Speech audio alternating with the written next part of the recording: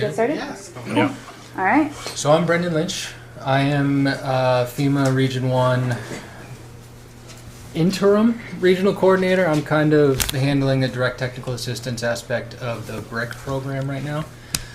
So BRIC stands for Building Resilient Infrastructure and Communities. Sarah, I'll let you introduce yourself real quick. Yeah, my name is Sarah Bariluk. I work for a consulting firm that is part of the contract support team, supporting Brendan and his team on this effort. And with me is my partner, Aislinn McLaughlin. She's just taking notes for tonight, but she's been involved. So we met all day today with Ken and Chief Normandin and Peg from the economic department, as well as several other staff from the town. And we're here to talk to you all as well, get your input. Sarah, how do you spell your last name? Just I'm writing this down. Yeah, Barylyuk. Got it. I think actually I have that. You do. It's true. Yep. And Right? 'Cause yep. I sent it just this evening, so I should have. So as Ken's pulling that up, to Yeah, there you go. answer your question about if the chief knows about this, the chief applied for this. Yes. Great. Yeah, so the BRIC program is focused on infrastructure, building resiliency, that type of stuff. FEMA identified a need through the application process and grant management that a lot of towns needed more technical assistance, whether it's applications, training, project scoping, anything. So the last 3 years, there's been allocated funds for that assistance that towns can apply for. It's non-financial, so it doesn't cost the town anything other than staff time. Can you go to slide 3? Yeah, so as I'm talking, nothing on the screen is what I'm saying, Really important. which is fine. I'm just spitballing here. So the chief applied for it. I think right now across the nation, there's about 75 communities that are getting direct technical assistance from FEMA and CDM Smith, our contractor. And that is basically anything from what we're doing with Southbridge, like the hazard mitigation plan update, all the way to applications to training, public outreach, really anything that falls within the scope of the BRIC grant, we can provide assistance. And with that, what else did I forget? Oh, 36 months. So it's a 3-year. And Southbridge, we're helping with the mitigation plan update, and that'll only take about 12 months. We plan to be done in the fall-ish of this year. So then you'll have another 2 years of us in your pocket, kind of either applying for projects, identifying other needs. Training is a big one. I keep saying that. And I think that's it on my end. Yeah, that was a Sarah's great going to kind of go into overview. the nitty-gritty of this. Thank you. Yeah. Can you skip ahead 2 slides, Ken? Great. As Brendan mentioned, this program, there's a pretty wide range of activities that we can support the town in doing. The first phase here is updating the existing hazard mitigation plan. So hazard mitigation plans are a requirement to receive FEMA grant funding. You have to have a FEMA approved hazard mitigation plan. Southbridge's last plan was approved in 2019, so it's up for renewal this year, and we want to make sure that there isn't a huge lapse there so that the town will remain eligible for grant funding in the next BRIC cycle. So we're working on that process right now. We're in the first stages. Just looking at my slides here. So we had a kickoff in fall. Can you skip ahead 2 slides? These are a little out of order. I'm sorry, based on how we ended up talking about this. So we are in January. We're in the initial phases of reviewing the existing draft and identifying, the existing version that was approved back in 2019, and identifying where we need to focus on updates. And that primarily centers around our visit to Southbridge this week. So as I mentioned, we spent most of today working with town staff to talk about the plan, and then we came to Conservation Commission and then the Planning Board tonight to talk to you all as well about your priorities and concerns for hazard mitigation. And then we will have a survey that goes out to the community in February to get public input on the plan and priorities within it. After the public survey, we will finalize the draft, and then that will go out for an informal public comment and review period. So during that public comment period, we'll come back and give you an update on how we incorporated the survey, what the highlights were from public input and how the plan has changed from 2019. And we'll talk then as well about any additional feedback you have on the draft plan. Just a quick question. Of Will course. it be in Spanish as well? We have a large Spanish-speaking contingent in our town. We have not talked about the whole plan being in Spanish. The Oh, yeah. survey will be in Spanish. Yeah. Yes. The entire plan is not something we've talked about yet. That would be a much bigger lift. Okay. Was the last one? No. No. No. That doesn't mean it shouldn't have been. No, no, Absolutely. Population. I want to Yep. make sure not only that they can see the survey, but that they can also read the results. Yeah. Yeah, that's a very valid Yeah. concern, 100%. We can take a look at that and see what we can do there. And then the final milestone of all of this is in the summertime, we'll kick off the formal review process. So once we have a final draft that's gone through the public review process, it goes to the state for their review and comment. And then after that, it goes to FEMA. Not us, FEMA, but a different part of FEMA. So it's a bit of a confusing part of this process. We do not actually review and approve the plan. That's a whole separate office within FEMA that's responsible for that, but we will be working with them as well to make sure we're meeting their requirements. Does Chief Normandin have direct communication with that branch who is making decisions? Or does he just go through you guys? He goes to the state for that type of review. Yeah. So he doesn't have direct communication with the people making the decision? Not in the FEMA planning office, I don't believe, because with the hazard mitigation plan updates throughout, basically the process is chief talks to the state, talks to MEMA, and MEMA coordinates with FEMA. So what we're here for is like kind of the adjacent technical assistance of writing the plan. Right. And through that process, I'll be coordinating with the planners in my office. Kind of, not so much step by step, but sending it to them, asking them questions. Hey, how do you want to see this section? You know. So when we do get to the final submittal, it's more streamlined, and it's already incorporating what the planners want to see. But the chief, direct contact to the FEMA planners, I don't think he does. And that's not typical. Like the way the process works, the state actually has to review and approve it before FEMA will even look at it. Right. FEMA only takes what the state has said this is good to go. So that is the traditional process. And because we're involved, I think we're able to circumvent some of those typical indirect lines of communication by making that direct connection from FEMA down to the local government. But I think ultimately it's still, in any formal capacity, has to go through the state, who is involved and aware of this effort and is participating. Yep. Okay. Yeah. Yeah. So, can you go back a slide? Sure. Thank you. So I just wanted to talk briefly, and I think you all probably have some idea of what hazard mitigation is, but I think it's important to make sure we're all on the same page of what we're actually talking about. So hazards, first of all, natural hazards, specifically things like wildfire, flooding, hurricanes, winter weather, as we're experiencing this week. And then mitigation is the types of activities and projects that can be done before a natural hazard or a disaster hits to reduce the impacts and increase the resilience of the community if that event were to happen. So an example is installing in a coastal community, installing new flood walls and coastal flooding protection systems so that when the next hurricane comes, they're not as inundated with floodwaters. It can also look like plans and regulations, so updating bylaws, writing new studies and planning documents around topics that are really important for hazard mitigation. It can look like education and awareness programs, so having a public education campaign about extreme heat risk and how to protect yourself from that is something that is hazard mitigation. And then obviously, like I just mentioned, traditional shovel in the ground construction projects for residential buildings as well as public infrastructure. And then lastly, and this is kind of a new area of focus for FEMA over the last several years, is natural systems protection. So floodplain management, restoring wetlands and important ecosystems, because we know how beneficial they are for things like erosion, absolutely.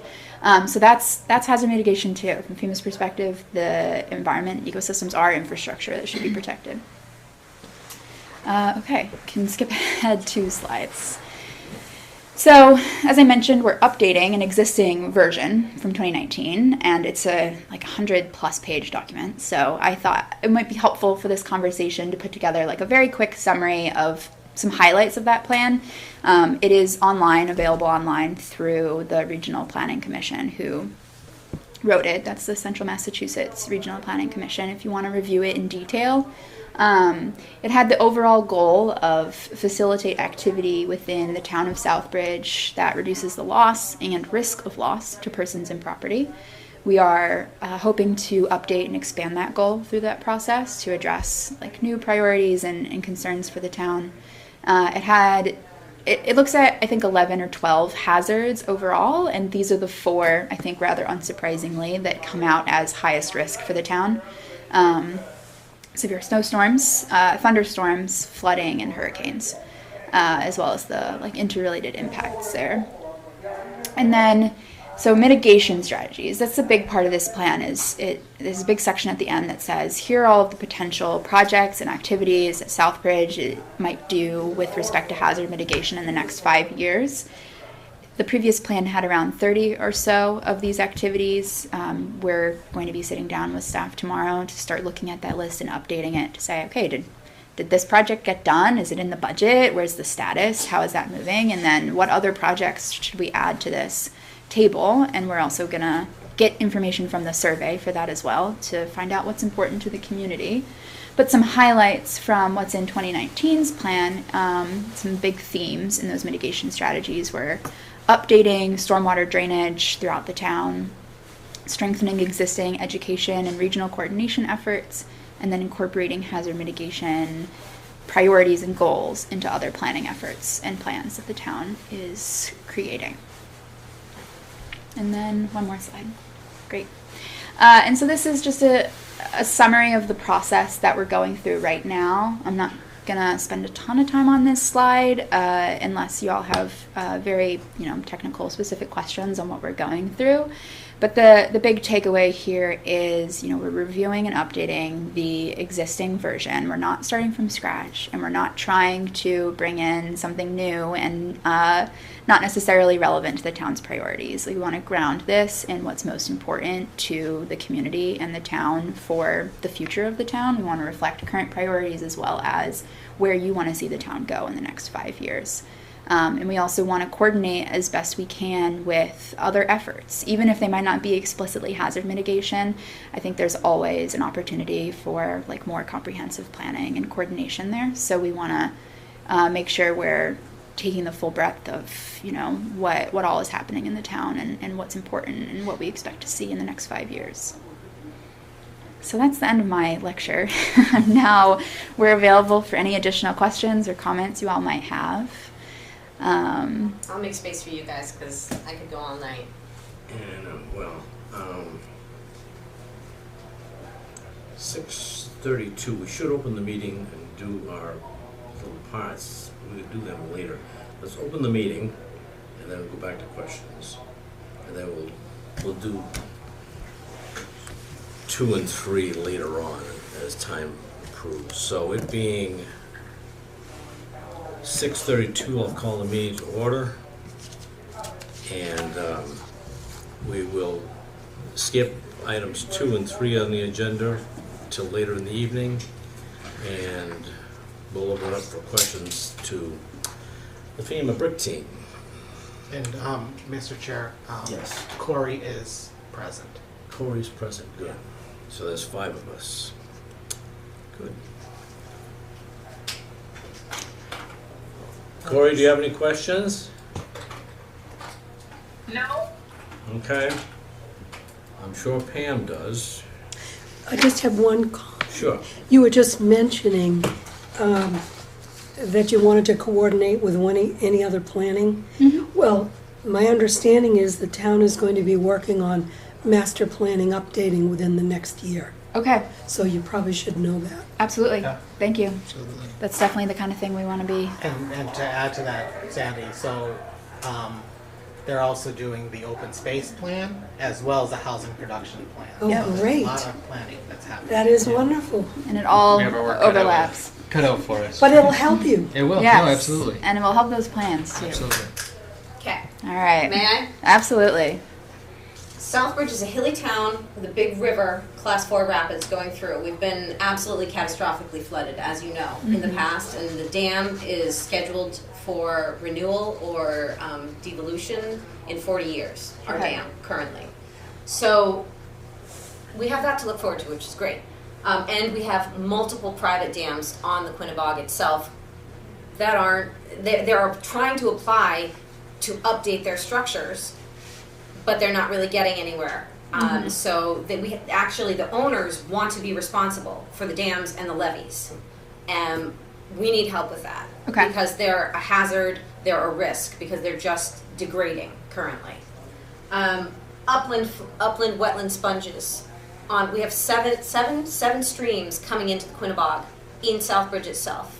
And they add a significant amount of volume below the dam. So we need advice on how to manage our upland sponges and also erosion on our cliff sides. Like we had the solar mandate from the state, for example, and they started clear cutting hills, and then we had literally tons upon tons of sediment because the contractor didn't put the right size reservoirs, I forget what they're called, in place. I think they didn't maintain them. They didn't. Whatever they did, they Retention didn't. ponds, The yeah. retention ponds. Thank you. Yes, Yep. they didn't do the retention ponds of the proper size. Yep. Tons of sediment, thousands of years of good farmland soil washed away. Shame. And we can't have that. And it was a lack of, like, the town planner was changing over, and there was just a lack of oversight. And so, and then on top of our hills is our prime farmland and our soil of statewide significance, which needs to be protected for food security in future. Because this is where they want to put houses because it's flat. It's the flat places. So this is the risk as I see it. Also, I would love to know what your stance is on beavers. And from what I've seen next door in Charlton, what they've done is where they have beavers, they put in larger culverts. And that seems to be working well. And we haven't had it in our budget to even think about something like that. But again, they slow the flow, they reduce the sediment, they allow, You're saying the beavers? the beavers, Okay. yes, Okay. exactly. So from my standpoint, I see them as a very helpful free ecosystem service for our town, which is flood prone and erosion prone. Right. What else? So yeah, the clear cutting, the upland sponges, the beavers, the culverts, the private dam assistance, grid reversibility. We have power plants in town, and I'm wondering on a grid down scenario like a hurricane or a snowstorm, because all our wires are above ground. I come from places where they go underground. So what's up with like helping the grid? That would be another question that I would have. And then making sure that our ecosystem services are in place. I'd like to hear more about what a region like ours with our topography can be doing there. That's it. Okay. Hold on. I need to organize my thoughts I here. know. So I think I can definitely speak to almost all of those points. I think something I want to say at the outset here is I think our purpose here tonight was to hear exactly these types of comments, to hear what's important to you, what you see as a priority for the town. We want to build those perspectives into the plan from the outset. We don't want... Yeah, clean water and good soil and the ability to house people safely out of the floodplain. As you know, the flats down is by the Quinnebog. Yeah, Bad things have happened there. absolutely. So, I know you have a risk assessment. I would love to know more about that. Yeah, for sure. So that's kind of what I have summarized very briefly up here. And you can, I think the best place to start, and I hate to say this, it would be that previous H&P from 2019. We are updating it substantially to include a lot more recent data and more comprehensive data. So it won't, the draft you see later this spring won't look much like that previous version, but it does provide a good overview of what the process looks like. We look at the frequency of the events, where they affect the town historically, or where they could affect the town in a modeling scenario, so using FEMA maps for that. And also look at what would the impacts be in a 100-year flood? What floods, right? Is it just the floodplain, or are there worse impacts in those streams up the valley, right? Yeah. Do those flood as well, and what does that look like? So we're in the process of, I think with the information we have today, from this meeting, everything I've been doing since like 9 a.m. this morning. We've finally got like everything we need to really go through that process of updating the risk of the hazard happening, and then looking at what would the hazard affect and pulling that together into an overall summary of vulnerability to say, to summarize it in 3 sentences, when a hurricane of this magnitude happens, which is relatively likely, these assets or these parts of the community will be affected in this way, so we need to do something about that, right? That's kind of the outcome of the risk assessment process. And then the doing something about it is those mitigation strategies that I think we're just starting the conversation about now and we'll continue talking about for the next few months. And so all the things you just laid out fit very cleanly into that, both parts of that, right? Like the upstream flooding and the erosion risk is a big part of that risk assessment. We talked maybe an hour today about erosion risk and how it's affecting certain parts of the town resulting from the solar developments. That will be going in 100%. We'll be looking at what's at risk and affected by that. You're fine.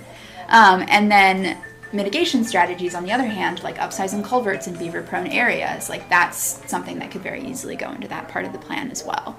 Because you're right, I really like beavers. I think they're really good. I wish I could talk to them and tell them where to build their dams. They're cleaning the water, right, which is really important. But the problem is when they put it somewhere that doesn't really work for where our roads are right now, right, or what have you. And so it's about, I think, working with them, not against them. But I don't know that FEMA has a ton of beaver projects in their library, but that doesn't mean we can't. I think the previous plan has some language about beavers already. So we can use that as a starting point and see where we want to take that and how to work with our hopeful friends, partners, the beavers. But so that's just like kind of an example of the overall process.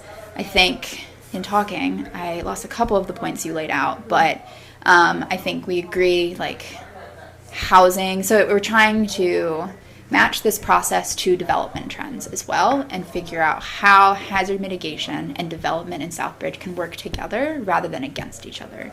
Because you're completely correct that like building in areas that have existing really strong ecosystem services that we don't want to lose or are really high risk are not great things to do, right? We want to mitigate that. We want to avoid it if we can and think about how we can install infrastructure alongside those developments to, if they're not prevented, like to protect them and make sure that like they're not having a detrimental impact on the environment. Yeah, our housing stock essentially belongs on the less graded slopes of the hill, so the hilltop farms where the good soil is stay intact, and the people aren't put in places like the flats and at great risk. Yep, absolutely. It's all about that balance, for sure. And that's, that's why we met with Ken and Peg today to talk about economic development and planning and housing and all of that, and trying to figure out how that matches with like the hazard analysis and where the vulnerable areas are. Yeah.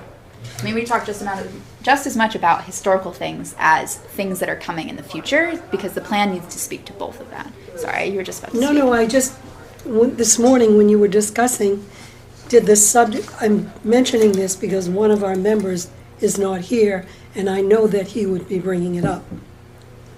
When you were discussing erosion from the streams, did the subject come up about the island that has emerged in the river from that erosion? I don't think so, no. Okay, so there is a substantial, we've been watching it grow for several years now. I think in the 1970s, the river was dredged around the AO property. That's correct. Is that correct? Yep, 71 or 72. Okay. But what has happened is, for various reasons, all of those streams end up in the river. Yep.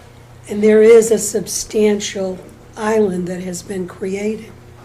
So that's not normal. That wasn't the way it was. Yeah. So I wondered if that came up and if that's something. And also, I don't expect that this will happen again, but we did have a hurricane a few years back. Yeah. And it did cause some substantial issues. We have another island growing over down by the Big Y. The tornado. The tornado. What did I say? Hurricane. I'm sorry. You're fine. It's been a long day. You're totally okay. But yeah, I mean, we look at both the frequent, less severe, but still important events, but then also those less frequent but extremely damaging events. Like, it all goes in. So even if a tornado happens once every 50 years, it's going to be addressed and talked about in the do plan. we participate with you prior to the survey, or are we only included in the survey?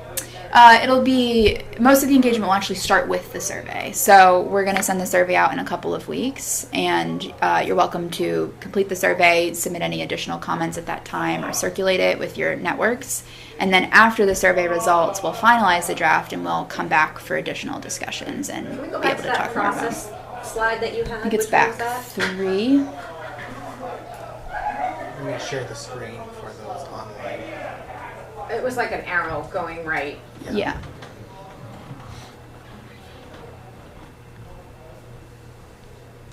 I just want to know Yeah. who's included in the work that's done prior to the survey. Well, that starts today. That was the work that started like this week. Okay, so we have 15 minutes with you. Are we going to get more time with you? We can certainly talk about that. I don't know what the meeting schedule looks like exactly, but we can work with Ken on that for sure. And I think there's also an opportunity here for and maybe conversing with individuals from the community, Yeah. one-on-ones. Maybe that's something to explore. But if there is an opportunity for you to appear before the planning board in a either a workshop where we're not having other agenda items and or another opportunity, I think that's definitely something you can explore. Yeah, and I think there was some interest this morning about like a one-on-one Right. type conversation as well. Yeah, like and anyone if he who's meets us with other interested. boards too, and say we get you for a couple hours and we're sitting with other boards as well, that's fine. I think that what they're doing is super important, and I'd like more than 15 minutes. Yep. Absolutely. It's 6:45, so we have our public hearing continuation. Thank you. Yeah. We should get together again. Yes. Absolutely. To that point, yeah, this isn't the last you'll see of us. So don't By worry. far. Yeah. And Ken has my contact information. Feel free to reach out about anything, any questions. So, Great, thank you. and I'll see what I can do about finding that information about Sandy and those map changes. Yeah, thank you. Yeah. Can you mail us the 2019 HND? Yeah, I have that in my notes. Okay, good, thank I you. can get access to that. Thank you. It was so nice to meet you all. Thank you for your time tonight. Have a good Have a night. good dinner and Thanks. cocktail. Is this your stuff? That's one, that's pastry. Okay. Oh, no.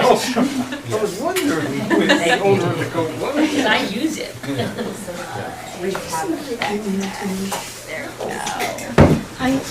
When I unpacked my bag, I don't know where it is, I found a pair of glasses that didn't belong to me. And I wondered if they were yours. You weren't missing. You were sitting near me. Good. Everything is good.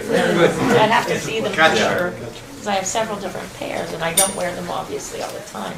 I just wear them when my, It being 6:47, do we have any representation for Southbridge Associates? We do. Okay. This is Peter Freeman, if you can hear me. Good evening. As you know, attorney representing the applicant, and Chip Norton will be with us shortly, a little bit delayed by remote. I believe in person. We have Greg Russell. Are you there in person? Yep. Okay. And we do have on the video, if questions come up, Eric DeBrule, our engineer. And of course, we also, Greg's here for the traffic. So our understanding, unless Ken, you want to introduce, but our understanding is that first I would go through the responses that we submitted to various questions that had been assembled from the planning board. And then a few days ago, there was the traffic impact review, peer review by Jeffrey Derrick of Anas. And Greg has had time to go over it and I think can pretty much respond. I assume that Jeff is on remote access to present. And then I'm not sure if you have Walsh, Jeffrey Walsh, rather, from Graves Engineering. We just got his report. Is he there, Ken? he's present in the room. I'm, Oh, whatever great. reason, trying to get you on the screen because you're talking. I'm the only one that can see you. Oh, well, as long as you can hear me, that's more important than my image. But in any case, so even though, we haven't had much time to review and respond, Eric, our engineer, did have a chance to look quickly, and I think it's pretty simple actually, and he can have some responses. So if that's okay with you, that's what I would propose to do. I can launch into just briefly going through what I submitted in writing as to the responses. Okay. All right, thank you. So when I'm looking away, I'm just looking at the narrative that I provided.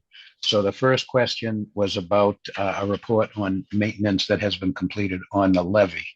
And the first answer covers a few of the questions. Southbridge Innovation Center follows the maintenance plan provided by Childs Engineering in 1999. Visual inspections of the levee and stormwater system are performed during the course of each year. Stormwater pumps are routinely checked for proper operation and are serviced when required.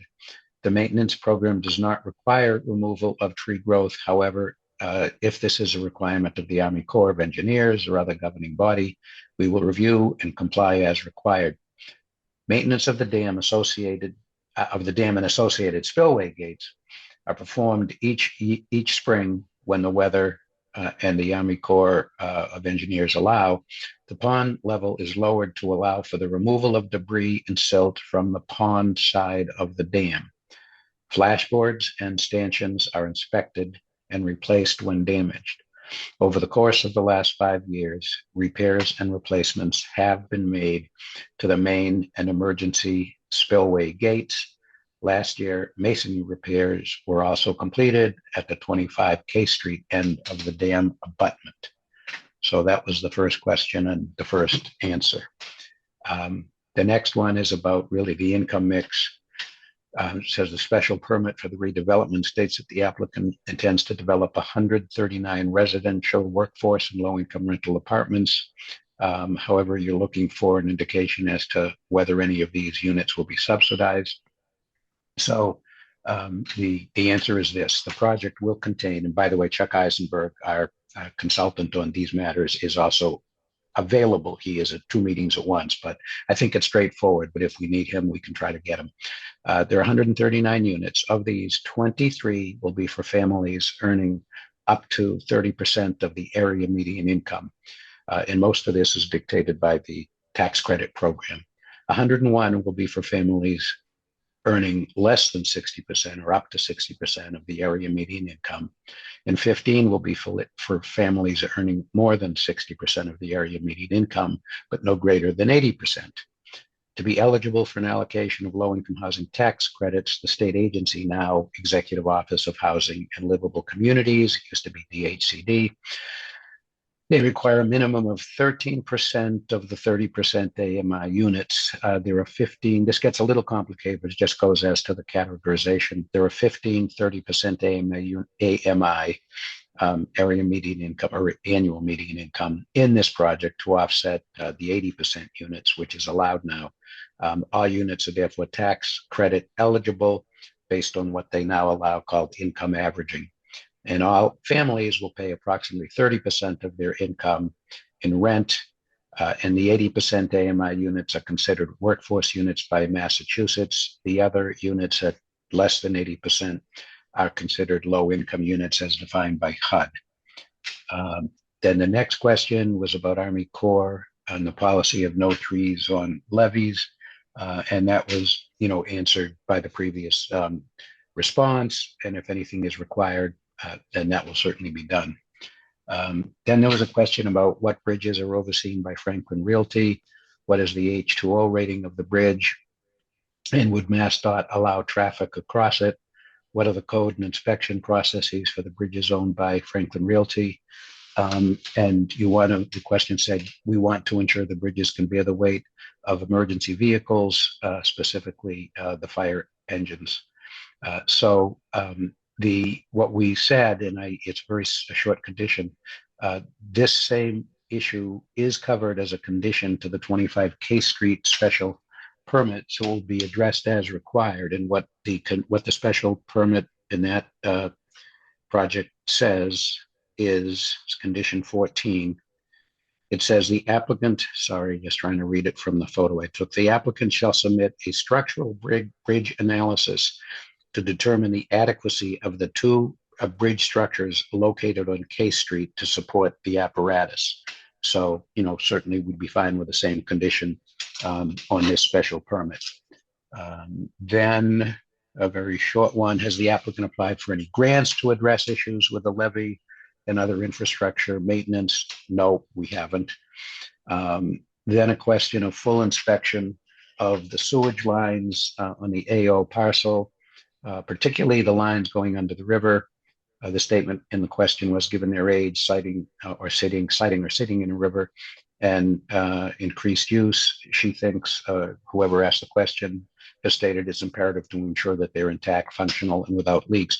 And we certainly agree, working with DPW. So the current situation is that the overall AO, complex and owner, which of course would include the applicant here, has been in discussions with the Water and Sewer Department to actually relocate the sewer discharge that currently services 40 and 50 Optical Drive from the current piping that travels on the river bed to the town services. The new sewer service would discharge into the MPP return line that runs through the property directly to the town wastewater treatment plant, thus eliminating the current and future demands on the town sewer system at East Main Street. If this plan isn't approved, is not approved, then the current sewer piping will be inspected and repaired, and of course working with DPW, if necessary, to provide adequate discharge to the town sewer system at East Main Street. In addition, the existing sewer discharge pumps are operable and have sufficient capacity to handle the 139 new residential units. So that, that is the situation on the sewer. And then there was a question about impact study having been requested related to a few things, town water, sewer, public safety, and school system. So on water, the applicant has been working with the DPW. We don't know of any issues, capacity, or pipes, or anything else. On the sewer, same response as I just read. In public safety, basically I interpret that as being addressed by the traffic study and the peer review of the traffic study, which you'll hear about tonight. And we also, as I noted in writing, we had provided some responses in terms of, I think, pedestrian circulation and other things in the response that we put in writing dated October 11th, 2023, which was probably for the last hearing. And in the school system, I actually didn't recollect that there was a specific request, because at the end of that hearing, what was specifically stated was do both peer review, but also look into the sewer and the water, and have peer review for civil engineering, and the traffic peer review as well. But in any case, the applicant has reached out to the town's Office of Economic Development to get the current school capacity and numbers, and we're awaiting for information, a general rough estimate, which is not etched in stone, but typically you can assume no school age children in the one bedrooms. And remember, school age would be once they are going to kindergarten. So even if in a one bedroom unit there are infants or toddlers, they wouldn't be going to school yet.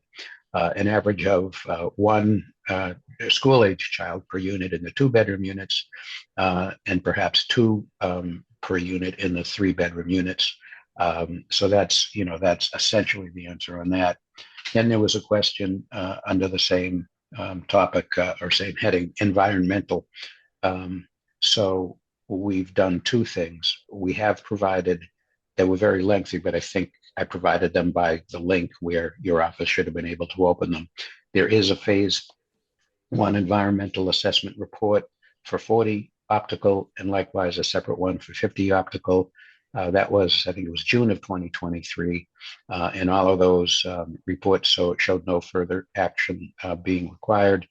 I'll come back to that in a minute. But in essence, on the overall AO property, over the years, there has been at various locations some releases of oil or hazardous materials, as those terms are defined in Mass General Laws, Chapter 21E, Section 2, which we generally refer to as, Section 21E.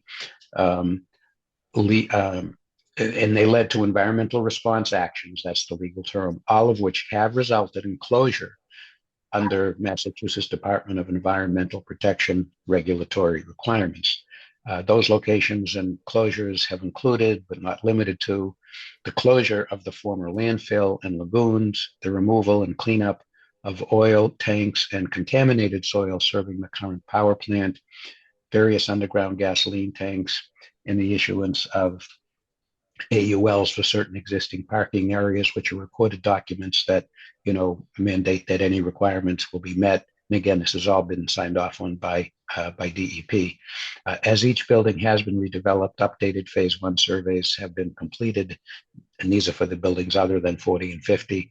And if required, which was only one instance, a phase 2 report was filed, and the environmental issue was addressed. So that's a pretty thorough answer on that. And as I say, the reports, current reports on 40 and 50 are submitted separately. And then I believe it's the final question was from, I believe, a council member and a Board of Health member about, again, contamination. It gets into a few things related in some ways to load bearing of the structures. The response essentially is covered by what I just read, the environmental situation in the 21E. In terms of structural, I didn't put this in the written response, but, and I apologize, I didn't mean to miss it, but really, anything related to the structure of the buildings, that will certainly be dealt with as required under the building code and by, the architects when they do the final plans for a building permit. So, I'm glad that we had an opportunity to do that. And, we certainly believe those are responsive to the questions. So that's what I have. And, unless there are questions, I would think the next thing would be, if that's what you want, Mr. Chairman, is Mr. Dirk and then Greg Russell on traffic. Yeah, Mr. Freeman, when we mention the bridges, you're talking about the two that are adjacent to 25 K Street? Yeah, that's the condition on the permit. Was Yes. any analysis done on the third bridge that would allow access off of Mechanic Street? Because if I'll have to defer to Chip if he's made it yet, which I don't know if he has joined remotely, or to Eric. I vaguely recall that the one you're talking about had been discussed at an earlier hearing, but if it's different than the ones mentioned in this response, then I have to defer to Chip and Eric. Yeah, because I know at 25 K Street there are two bridges, but I think when we were talking, when we said bridges, I'm pretty sure the board was thinking 3 bridges and not 2. I actually have the exact quote from the permit if you'd like to hear it. Yeah, that's fine. Bridges. Yeah, I just read it, but that's fine. I just read it a minute ago, but that's fine. Yeah. 2 bridge structures located at Case Street. So there's nothing regarding the Mechanic Street Bridge currently as a condition. I'm just wondering if, say that road was impassable, then the access for emergency vehicles would be across the other bridge. Okay. Yeah, I apologize that Chip isn't here yet because I recollect that was discussed. And Eric, if you're not sure, then of course you cannot chime in. Chip should be here, so if we need to come back to that, of course, I understand. Chip is present. I am just having the hardest time removing or letting the people in this room see the screen and your face. Yeah, I think the other challenge too is that, as I understand your plan, you want traffic coming in through Mechanic Street and going out via Case Street. So that's the entry bridge. Mechanic Street Bridge is the entry bridge. So that's the bridge they're going over to get to something. Yeah, I believe that's correct. I mean, I would think that, the same thing, if there's not a current study, that would be something that would have to be satisfied through an analysis, like that condition as to the 2 bridges at 25 K Street. Okay. Yeah, as I understand it, you guys said in your writing that you have regular bridge inspections. That was one of the questions that you answered, which thank you so much for that. I'm just wondering where those bridge reports are. Can you forward those to us, please? Your most current bridge reports? I don't personally have them, but I'll make note of this question and anything else tonight and make sure that we do that. Sure. Great, thank you. That's Zoom. I actually, Ron, are you here? I thought. Yes, Ron, I you were am. okay. Sorry, helping with the technical problem right now. We're trying to get people on screen and, we were just asking for Yeah. technical So, help. Ron, if, Ron I'm Ricino, sorry. Franklin Realty. I didn't mean to interrupt. Ron, if you don't have any. Can you hear Ron, me? if you don't- This is Chip Norton. Oh, Chip, Often okay. people refer to two bridges, just thinking there's two bridges. Right. And you are correct, there are two bridges over by K Street and one bridge over by Yes. But there is also, and the fire department is aware of it, I know we've gone through it, there is emergency access to shop property Yes. that you can get in. I mean, we've had to do it with cranes and things like that over the last how many years. Sure, sure. If we have to send our fire trucks or police cars or whatever through shot, what's the point? No, I'm Bridge has just, to be structurally sound. you're absolutely right. I'm just saying, that's always been a discussion point with the fire department, that both bridges, for whatever reason, had a problem, floods, all that. Yeah, That is a but third option. generally speaking, day to day, You're absolutely, yeah, no, they they have to be have. structurally They sound. have to be structurally sound. Because it's also 18-wheelers. I mean, you have industrial traffic going over those bridges. Yeah, absolutely. Everybody's on. Awesome. What's it? No, there's a little Oh. gremlin in that computer. So you're speaking. I hear some talking. I don't know if that's intended as somebody to speak now. Okay, now it's quiet. For your information, I believe that Chip, probably just audio, like me apparently, but he is here now, so for the rest of the hearing, he can answer any Can questions. you hear me? Can you hear Yeah. me now? Yes. Okay. So we just went what- through. What was the question? Just clarification that there's 3 bridges instead of 2? Is that the discussion? Two bridges on Yeah, in the ones that are in the 25 K Street permit are 2 bridges by K Street. And you have the third bridge, the Mechanics Street side bridge, that's not included in that permit. So it's not covered under the question that we asked. So we just need to get some clarity on that, and it'd be lovely. I know Mike requested the bridge reports in the last meeting. Apparently they're not here, so I'm requesting them again. I don't, well, first of all, I'm not aware of any bridge reports. So I don't, So if you I think the question that came up at the last hearing was related to dam inspections and dam responsibilities with the state, which we retain, and we, I think is mentioned in one of the responses, we drain the pond once a year and do a thorough check of the condition of the dam. Ron Ricino was there. Ron, are you aware of any bridge reports that we've done over the years? Nothing, I mean, stuff from years ago that we've got in the old AO files. So it's been a while, so. So you guys don't inspect the bridges every year? We do, visually inspect them to make. But sure. you don't make a record of their status? I probably have memos here and there, but nothing official each year. But we're fine with adding the third bridge into us providing a full structural report of that bridge as part of a contingency. No issue there. So. Okay, thank you. It's gonna take us a while to digest the 4050 Optical Drive environmental site assessment. So next would be So we, Mr. Chair, we had traffic, traffic. Yeah, and that was sent, earlier this week. right. I as read well some of as- that. Then, Site Civil is here, and they sent their note this afternoon. Okay, so we haven't read that. Right, Yeah. so, typically what has happened in the past is the, peer reviewers do present their findings based on their initial, review of the plan. As was mentioned to you, the plan had been updated since the initial public hearing, the opening of the public hearing. So there were some amendments based on the conversations with the fire department, et cetera. So that is the review that was made for the site civil engineering review. The traffic study was the traffic study that was shared with VAI, Jeffrey Dirk from VAI, who can speak to that. So you do have your peer reviewers here this evening, and typically, as you have in the past, have entertained hearing from them based on their initial review of the plans. Right.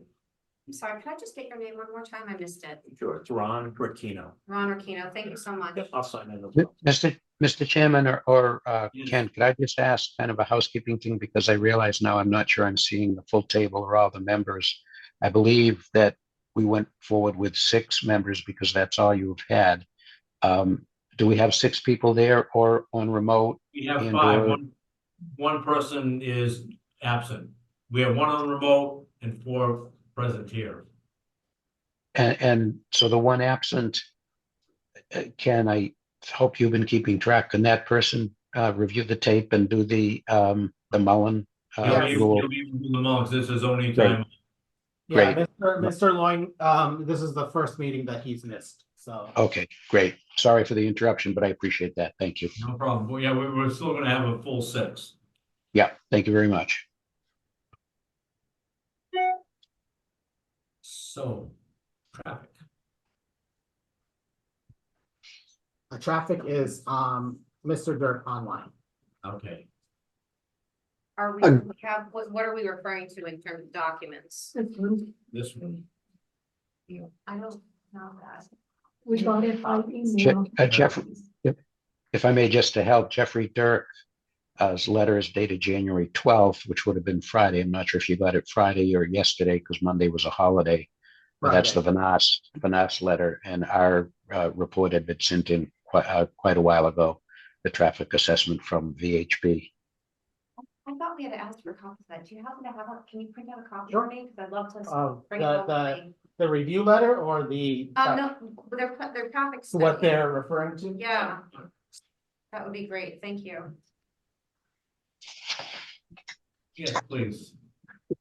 Good evening, Mr. Chairman, members of the board. For the record, as Ken had mentioned, my name is Jeffrey Dirk. I'm the managing partner with Vanessa and Associates, and we were retained by the town to undertake a review of the updated transportation assessment that has been submitted by the applicant in support of the project. As a part of our review, we also evaluate the site plans that were prepared by Bowler. Our evaluation as it relates to the site plans is really looking at access, circulation, parking layout, pedestrian and bicycle accommodations and such. And so you'll see those comments also reflected in our assessment. And it does follow along with some of the comments that you had as it relates to emergency vehicle access and circulation. So you'll also see some comments related to those items. By way of a high level overview, I wasn't privy to the initial transportation assessment that was submitted, but the December assessment that we had, as we were looking at it, it clearly had updated traffic volume data, which may have been one of the requests of the board because the data was dated. I think it was a couple years old. And so this document reflects an update of basically the traffic count data as well as existing conditions in the area, which is something that obviously we need to start with a good existing conditions baseline to predict the future. And so I think the document does a good job of that. Overall, as it relates to the document, the first thing that we're really looking at is to make sure that it complies with state standards, and those standards are established by the Massachusetts Department of Transportation. So they set standards that we as transportation professionals need to follow, and we're conducting these assessments. And what that really does is ensure that as this board or other town boards are evaluating projects, that there's consistency with the information that you have presented to you. And so that's really our first task. And we've indicated that the document is compliant with those standards. In fact, is prepared in a professional manner, follows those standards, and it's our opinion that it does present an adequate or an accurate assessment of what the potential impacts of the project may be. So as you do have a chance to look at our comments, there's a few technical comments, but nothing major. And really the focus of our comments deal with kind of flushing out what we see as needs for some improvements potentially to be able to accommodate the additional traffic from this project, but also to address safety and mobility accommodations. And mobility accommodations being pedestrians and bicycles, and expanding those accommodations both within the project site, which we know the applicant is doing, but how those accommodations connect off-site as well. So you'll see our recommendations are really trying to flush out some items related to that might be able to be advanced as a part of this project. So in terms of the study area that the applicant had evaluated, the standard really is that you want to look at any intersection that may be impacted by the project's traffic. Those impacts are generally defined as if you have an intersection where a project adds more than 100 or more peak hour trips, or where the increase in traffic would be 5% or more. And so those are general thresholds that we use to determine which intersection should we be evaluated. The applicant, in terms of the project, it generates somewhere between 65 and let's say 85 peak hour trips. So we're below that 100 trip threshold. But in looking at the intersections, the applicant did capture the major intersections along Mechanic Street, from Charlton Street all the way down to the Rotary. And then looking at the East Street corridor, or the East Main Street corridor, as it extends from the Rotary down to Woodstock Drive, that intersection down there. So it's our opinion they've captured the major intersections that may be impacted by the project. Data collection was done in November of 2023, so it does represent a good existing conditions baseline in terms of the traffic volume data. Typically what they've been looking at, or what we look at for residential projects, is when people are either commuting to work or maybe dropping children off at school. So we're looking at 7 to 9 in the morning. That's when the traffic from the project and the roadway will be at its highest level. And then we also look in the afternoon time period. So that's generally at a 4 to 6 time period in the afternoon. That's when you have a peak of people really returning from home, or if they're coming back from school. Again, it's a time period where the traffic from the project and the roadway would be at their highest level. So in looking at those time periods, what you're making sure of is that you're assessing kind of the peak of the project added to the peak of the roadway. So it does give you a worst case consideration as it relates to potential impacts from the project itself. We do evaluate seasonality of traffic volumes. If we conducted traffic counts, let's say today it's cold and there's snow on the ground, traffic volumes during like January are not going to be the same level of traffic that you'd have, let's say, in a nice sunny day in May or June, or even during the summer months. And so we do adjust traffic volumes to account for seasonality. The state does require that we look at what's known as average conditions. So we want to make sure that for the majority of the year, let's say for 9 or 10 months, that we're analyzing what those impacts may be, and accounting for what that may be in terms of impacts, but also existing traffic volumes. The applicant did undertake a seasonality review. The traffic counts in November, during the time period that they had undertaken the traffic counts, is generally pretty close to average conditions. So it's something where schools are still in session. There really hasn't been an impact as it relates to weather conditions or things like that would significantly alter the volume, so that it would be either above or below what we would consider average conditions. And so that data collection was undertaken using the appropriate methodology, and we're in agreement with the results. A critical thing also that we look at is safety, and you'll see that in a couple of ways. The first is looking at motor vehicle crash data in the area. And so we don't want to have a situation where we have locations where there's a disproportionate amount of crash activity happening, and then we add traffic to those locations, because obviously if you absent an intervention, things are not going to get any better. And obviously adding traffic increases the potential for crashes to increase at locations. So the applicant did undertake that analysis. There were 2 locations that were identified as high crash locations. And those are locations where we've asked the applicant to undertake a little bit more work to try to develop some potential solutions to alleviate the crash patterns. The 2 locations were both on Mechanic Street. One was at the Charlton Road intersection, and then the second was at Optical Drive. So those 2 locations obviously are critical in terms of how they convey traffic to the project site. So we've asked the applicant and their team to undertake a review of the crashes that are happening at the location, and actually prepare a diagram, which is known as a motor vehicle collision diagram, so that it would allow the board to be able to see where are the crashes happening at the intersection, and is there a pattern. Evaluating that pattern allows the applicant's traffic engineer to be able to come up with some potential solutions. The potential solutions to address crash histories really, they're not significantly costly items. They really deal with signs, pavement markings, and in the case of a signalized intersection, it's looking at the traffic signal timing as well at that location. So one of the items we've asked the applicant to undertake is a review of those crash patterns at the intersections, and then upon review of that is to offer to the board some items that the applicant may be able to undertake at those locations to address the crash pattern that is found at each of those intersections. And again, the crash pattern and those alleviating measures really are signs, markings, and signal retiming potentially as it relates to the Charlton Road intersection. So we've asked the applicant to flush that out and then provide some recommendations that might be able to be considered as a part of any decision that the board may move forward with on this project. In terms of looking at the future conditions, the state requires that we look at a 7-year planning horizon. So the applicant's traffic study was undertaken in 2023. So as we're looking at the impacts of this project, we're looking at the year 2030 and 2030 conditions both with and without the project, and comparing with the project to without the project allows us to establish what the impacts of the project may be. So the applicant's engineers work with Ken and the town to understand what those future conditions may look like, that they have included projects within the town that have not yet been constructed that may add traffic, including that residential project off of Casey Road that I think was mentioned earlier.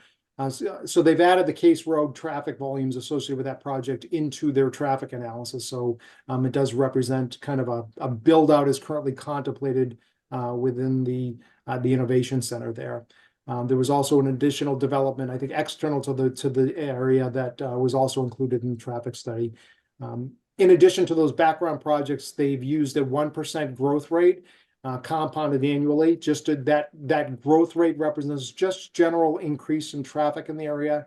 We usually describe that as if you have a situation today where you have someone in your household that doesn't currently drive, not old enough to have a license. Within the next 7 years, they may have the ability to have a license, and like most adolescents, they do purchase a car or want to have a car to drive and have that freedom. And so that's an added car that will be put on the roadway that's not associated with development. It's just general growth. And so that growth rate, which Ken in the planning department or the planning agency maintain traffic growth data. And so that information is used to inform that growth rate. And so the 1% growth rate is consistent with the standard growth rate in central Massachusetts and in the Southbridge area. So that's been done appropriately. I briefly mentioned how much traffic the project is expected to generate. So somewhere between 65 and 80 additional peak hour trips. So as we were mentioning earlier about that 7 to 9 period in the morning and the 4 to 6 period in the afternoon, within a 1 hour period during each of those bracketed 2 hour periods, that's when the project's going to produce those volumes. So it's about 65 added vehicle trips in the morning to the peak hour of the roadway. And then I believe about 80 additional vehicle trips added to the roadway in the evening, a 1 hour period bracketing that 4 to 6 time period. And those numbers were predicted based on standard methodologies using trip generation data for similar type of residential communities. So those numbers represent no use of public transportation.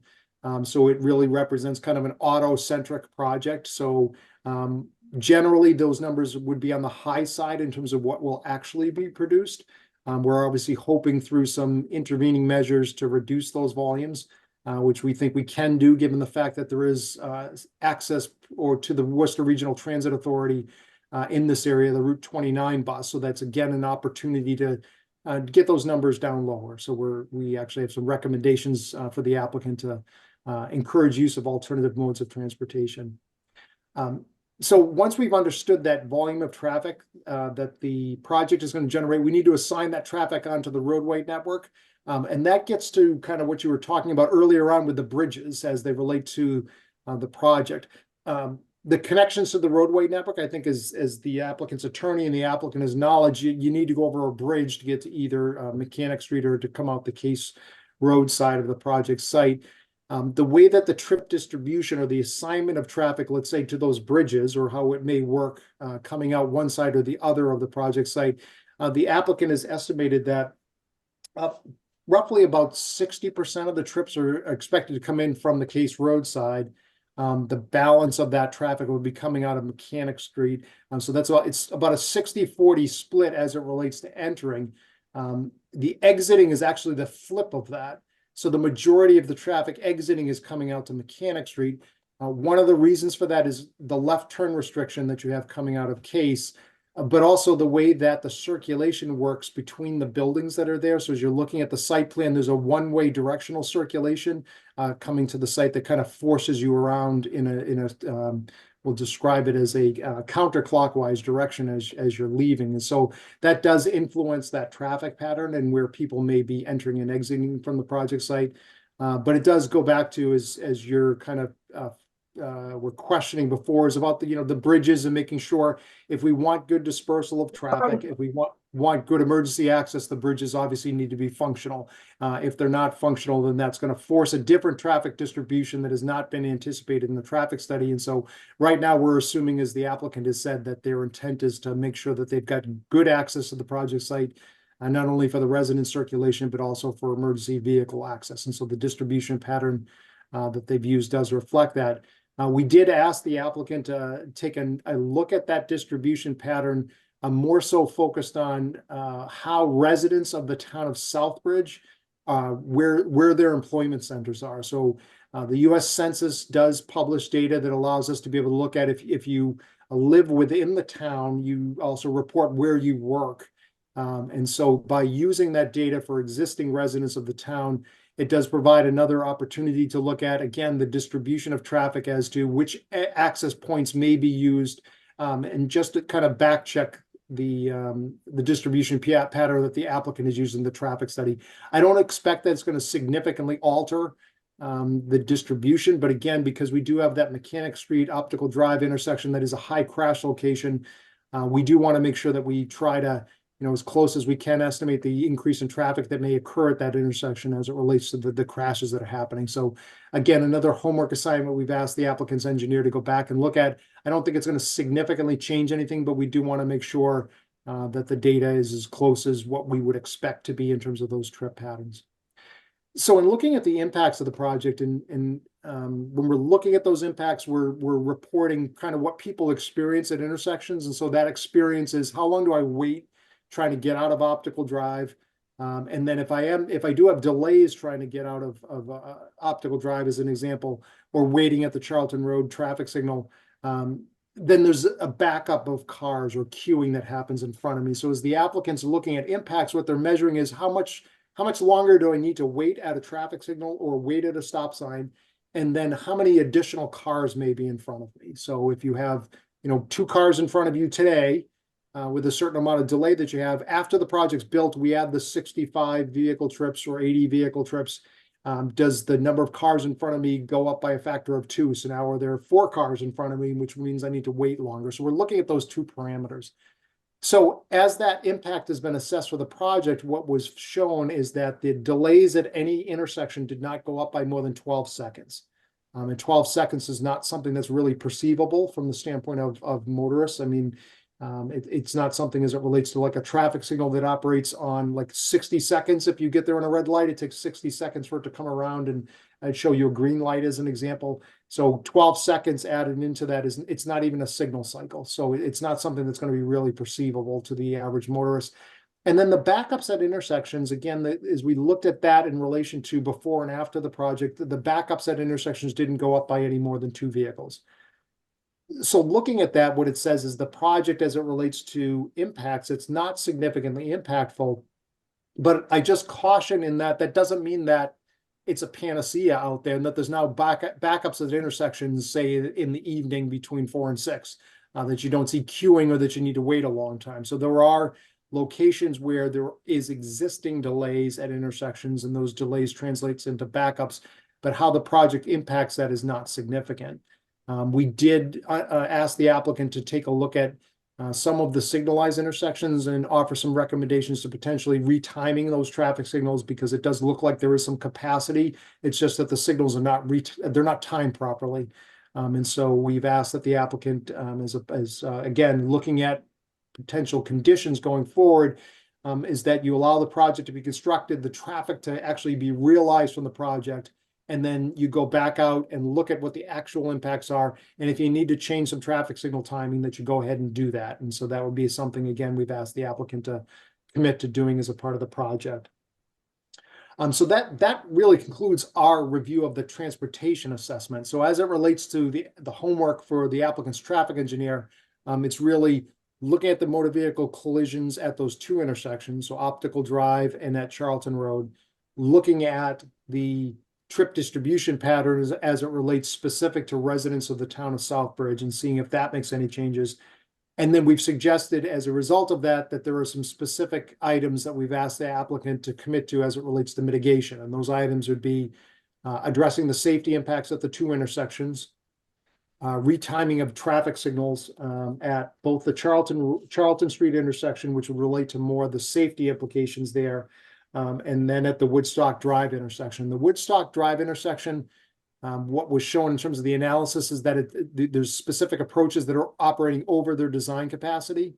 And so there's an opportunity to retime that traffic signal so that it will operate better. And so we've suggested that the applicant undertake that analysis.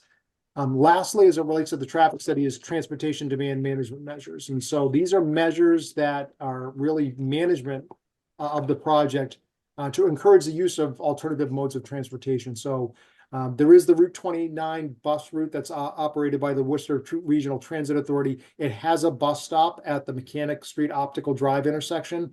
And so we want to make sure, obviously, residents know about it.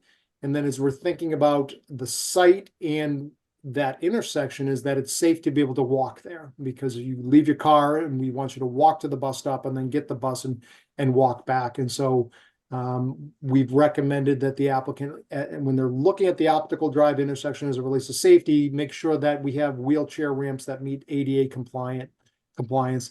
And then as it relates to being able to get back and forth within the site, that's also safe to walk, because that'll allow us to be able to reduce the traffic and the parking demands associated with the project. So that concludes our review of the traffic study itself. And then the applicant, I know, has had a day, I think, to be able to look at our comments.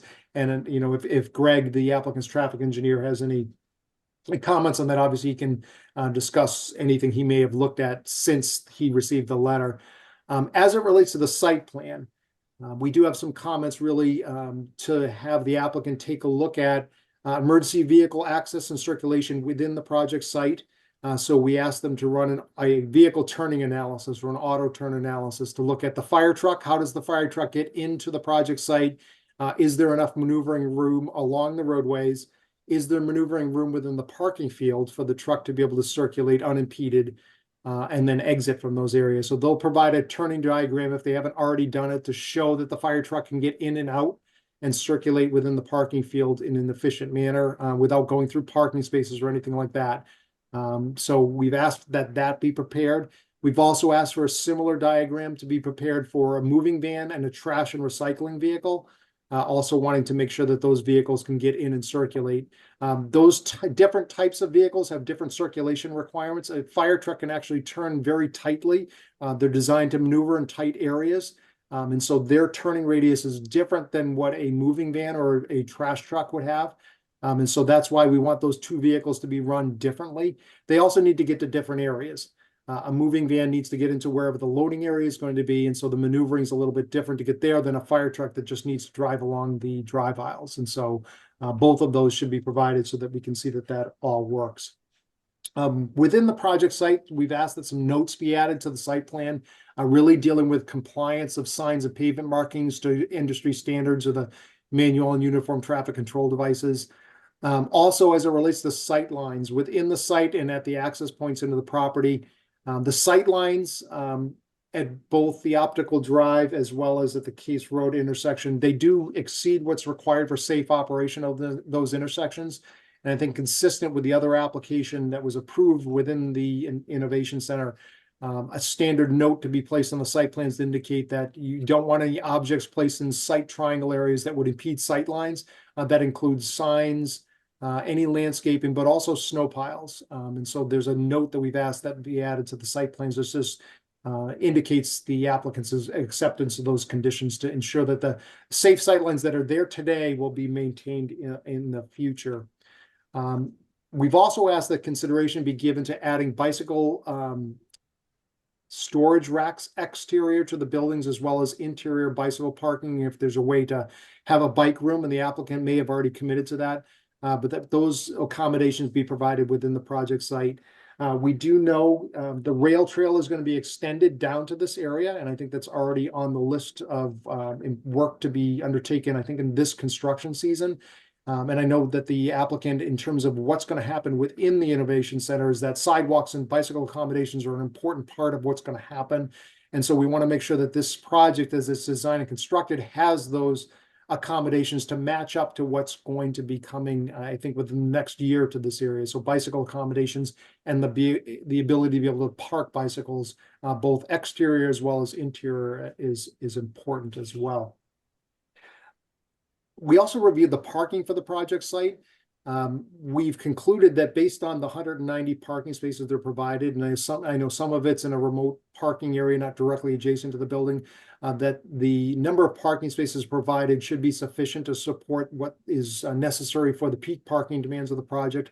We did look at industry standards as well as the town zoning as it relates to the parking numbers, and we're comfortable that the 190 parking spaces is sufficient to accommodate the residents of the project and the peak parking demands.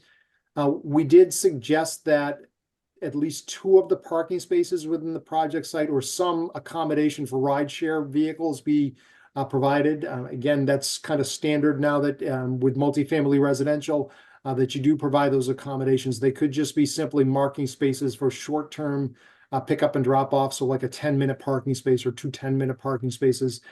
Because again, we do have the rideshare providers, and that does allow for them to be accommodated in an area so that they're not double parking or blocking circulation areas within the project site. So that concludes kind of my comments as it relates to the review. As I said, there's just a few items as it relates to the traffic study and a few items related to the site plan. The site plan related items, pending demonstration that those vehicles can circulate, there's nothing that would change the layout of the project site. We think both the traffic study was done well, meets industry standards, and the same thing with the site plans. They were well prepared. And so a lot of these are really just making sure that we have good circulation and that safety and emergency vehicle access can be maintained within the project site. So I'd be happy to answer any questions that you have now or later on this evening. Okay, anything from the board? Corey, do you have anything? No. Okay, I do. okay. So, thank you so much. I really actually enjoyed reading this report and I thought it was really well done. It's very heartening to see such thorough analysis. And it was very understandable. So thank you for that. Thank you. The question, I guess the first question I have is, have you spoken to our traffic commission, who's headed by the chief of police, Chief Woodson? And has he seen this? And has he supported your findings? So I have not spoken with him, and I'm glad to hear that you do have a traffic commission. I should have known that you do. I'm certainly can make myself available to him, and I can reach out to see, share this with him if he hasn't already seen it, and then see if he has any comments on it as well. And it's pretty standard that we would do that so that we make sure that there's nothing contradictory, but certainly if there's something that him being the chief public safety officer, that if he has comments or areas that may not, it doesn't show up in our data because it's really that local experience. I mean, we as traffic engineers, we try to, we take a scientific approach, but local knowledge and local experience obviously is something that's valuable to us as we're undertaking both the review and the traffic study. So I would appreciate any comments that they may have. Yeah, absolutely. Also because you're abutting the police station and may impact their use of the space. So that'd be worth looking into. I think that would be great. Ken, can you write a note to make sure that Shane and these people get in touch? So typically what happens is once I share with the planning board, both the review documents, the peer review, as well as the traffic study and the updated site plans, those are sent to town staff for any comments. So I'll follow up with them to see if they have any comments from that. It's likely that they haven't had time to open them. So it's just a matter of since the public hearing is open, just allowing for any comments to filter in. Great. But yeah. There's a lot of knowledge on the K Street exit that I didn't know, even though I've lived here for 9 years. So I Right. think it'd be worthwhile getting his input. I think Absolutely. glad to see you're considering the WRTA in terms of. I mean, part of what makes you want to live downtown and in buildings like this is that you can walk to the shops, you can walk to get an ice cream, you can walk to the park, all that kind of stuff. So I guess from what I'm seeing currently, there's a partial sidewalk on the K Street side, there's a partial sidewalk on the Mechanic Street side. There are plans currently, I know the applicant has been discussing making some connections. I don't remember, but I know that, for example, by the power plant, so you, on K Street, if you come in on K Street and cross over the bridges, and then you take a left, you go past the power plant to get to buildings 50 and 40, and where you would park.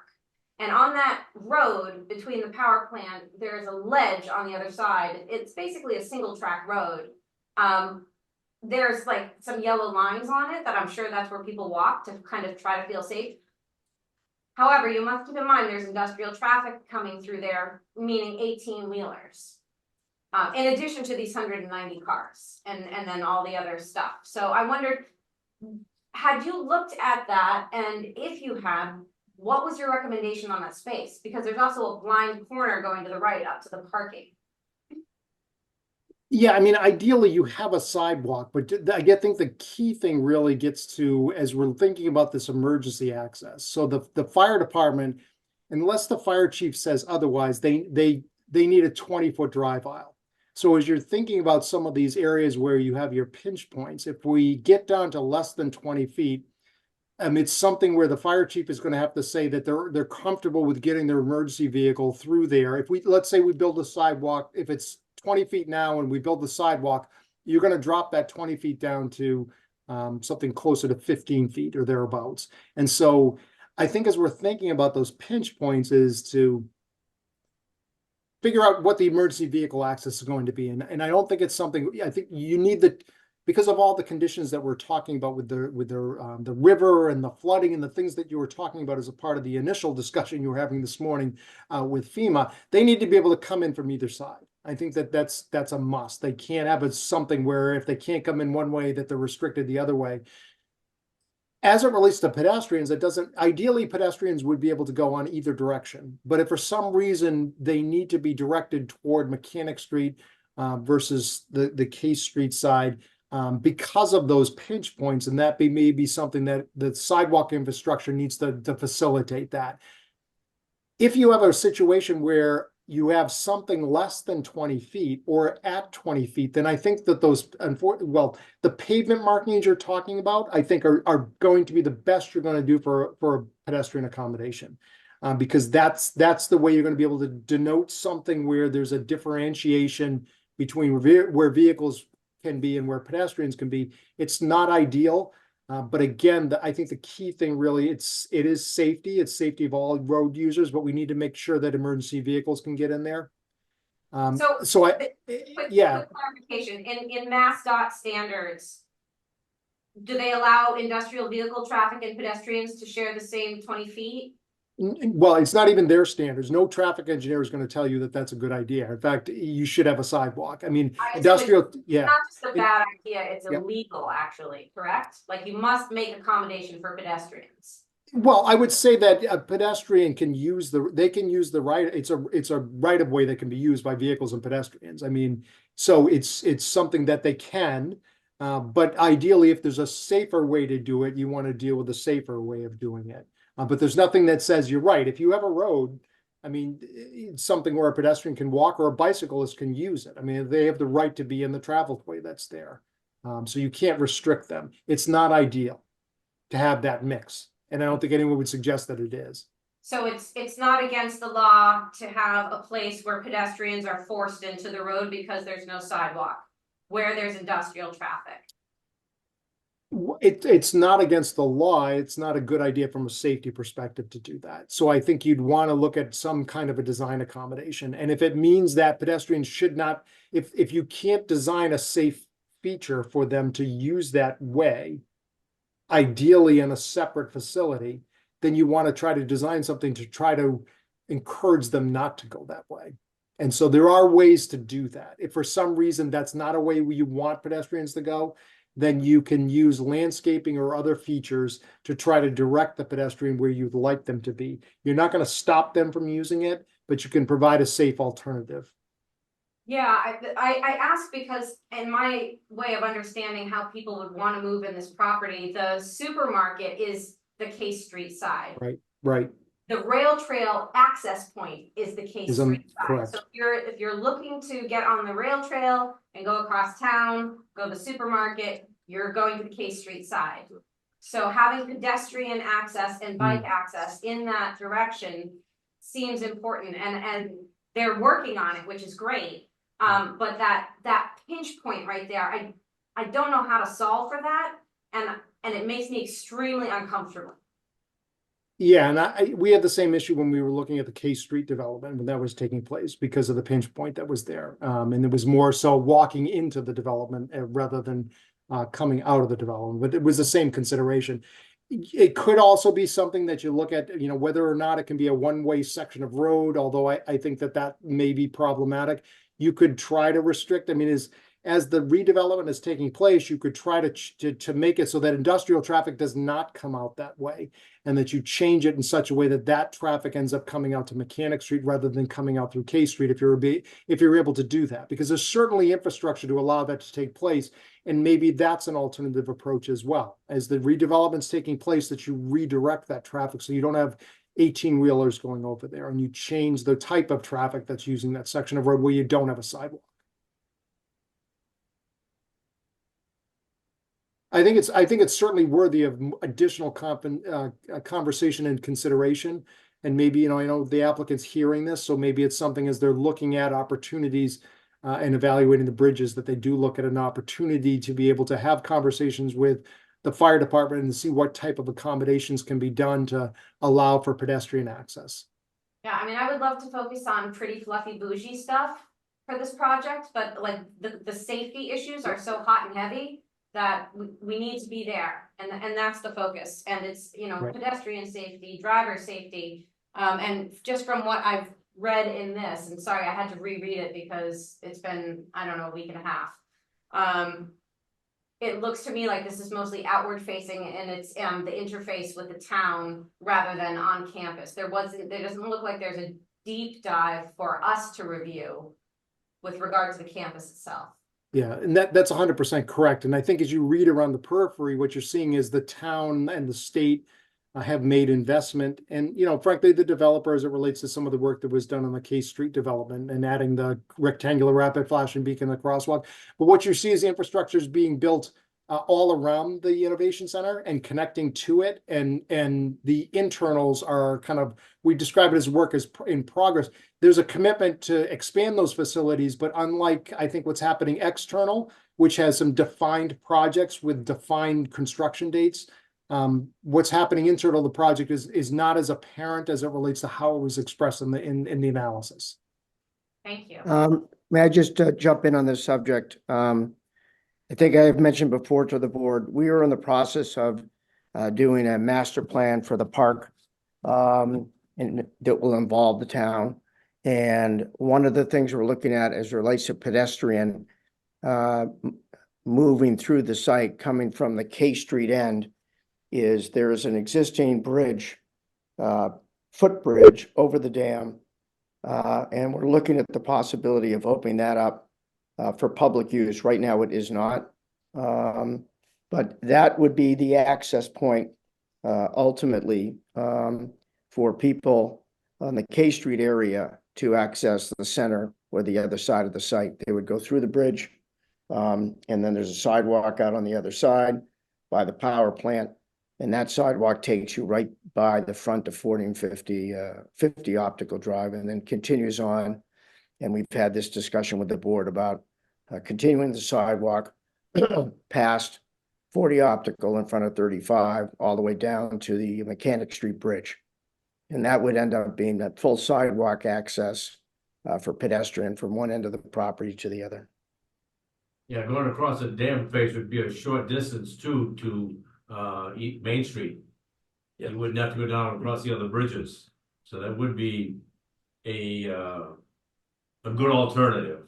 Yeah, no, it makes a lot of sense. It's also a very attractive view of the pond as you walk over it. So it'd be a nice addition to the parks, and that is something we're working on, looking at the logistics of how that all flow would go from 5 K Street by 25 K Street and then over the dam.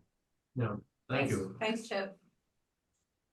So I was gonna just respond to a couple of the comments that were in Jeff's comment letter. Yes. So I'm Greg Russell, I'm a project manager with VHB.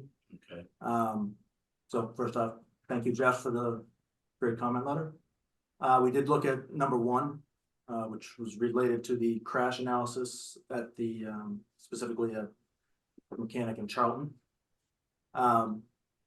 So using the data that we have available, what we found was 90% of the crashes, or about 75% of the crashes at that location were angle crashes. It's not typically what you see at a signalized intersection. Okay. Whereas where you go down to optical and mechanic, you have almost the same amount, which is what you would normally see at a unsignalized intersection. The thing that stuck out from crash pattern wise up at the signalized intersection is that 90% of the angle crashes involved a northbound vehicle on Mechanic Street. It's a blind spot. Yes. Now, what exactly happened? You know, what my one guess would be that, because one of the other things was that there was no driver error during the majority of those crashes, which would suggest, I believe, there's no right turn on red restriction at that location. Correct. Right. Which would suggest that westbound vehicles are taking a right turn and getting hit. That's exactly right. So that would be, and I didn't get a chance to go out there this afternoon, but that would be my guess, would be the initial one. So to put up no turn on red signs at that location. The other idea was that Jeff had mentioned was the clearance intervals. We would agree with changing that. Also, so basically this would modify the yellow time. We were looking at, I think right now it's at 3 seconds, it would go to 3.5 seconds. And then double check the all red time with the intent of increasing the all red time on all approaches, but primarily, I think by 1 second on Mechanic Street and 2 seconds on Charlton Street. And that just provides extra time for all of us Massachusetts drivers to go through the yellow. So that's kind of the best, I think, best case scenario at that location. For, again, it's obviously a tight location. There's not a lot of space. You're not going to fix the sight lines on that corner. No. Anytime in the near future. So I think that is the kind of the best case scenario for what could be done as a quick short-term solution at that location. And, you know, as Jeff said, once the buildings are occupied and traffic is actually flowing, we can go look at the other intersections and take a look at that from a timing standpoint. We did pull the journey to work data for the town of Southbridge to kind of double check the trip distribution. So lo and behold, the biggest employer is the town of Southbridge. So most people, not most, of the people working that answered the survey, you know, the highest group is working in Southbridge. I believe the hospital is the biggest employer in the town. So, you know, we kind of looked at kind of how that played in, and reviewed it. We didn't see any major changes to the trip distribution. Basically, one thing we did do, we had in the original study sent traffic down Morris Street, because one thing a lot of times we try to do is just, you know, try and catch all the streets that might have someone cutting through. Didn't seem like it was really relevant in this case, so we kind of reorganized it. We took the 4% of traffic that we had going down Morris Street, it got reapplied to Main Street heading towards the hospital, which kind of brings up that that amount of traffic. And then we also, I think we had 6% traffic originally going up Charlton Street. After kind of looking at it, we reduced that and sent it up Mechanic Street. So no difference in the amount of traffic going through that intersection, just kind of a difference in direction. Now the Main Street one, as far as the traffic study goes, that wouldn't be really noticed in this particular, in any analysis that we would do, because it's going in the same direction, and it'll be going through the rotary, which wasn't analyzed on its own. This would be coming off Morris Street, yeah, and going straight. So that was kind of how we looked at that quickly.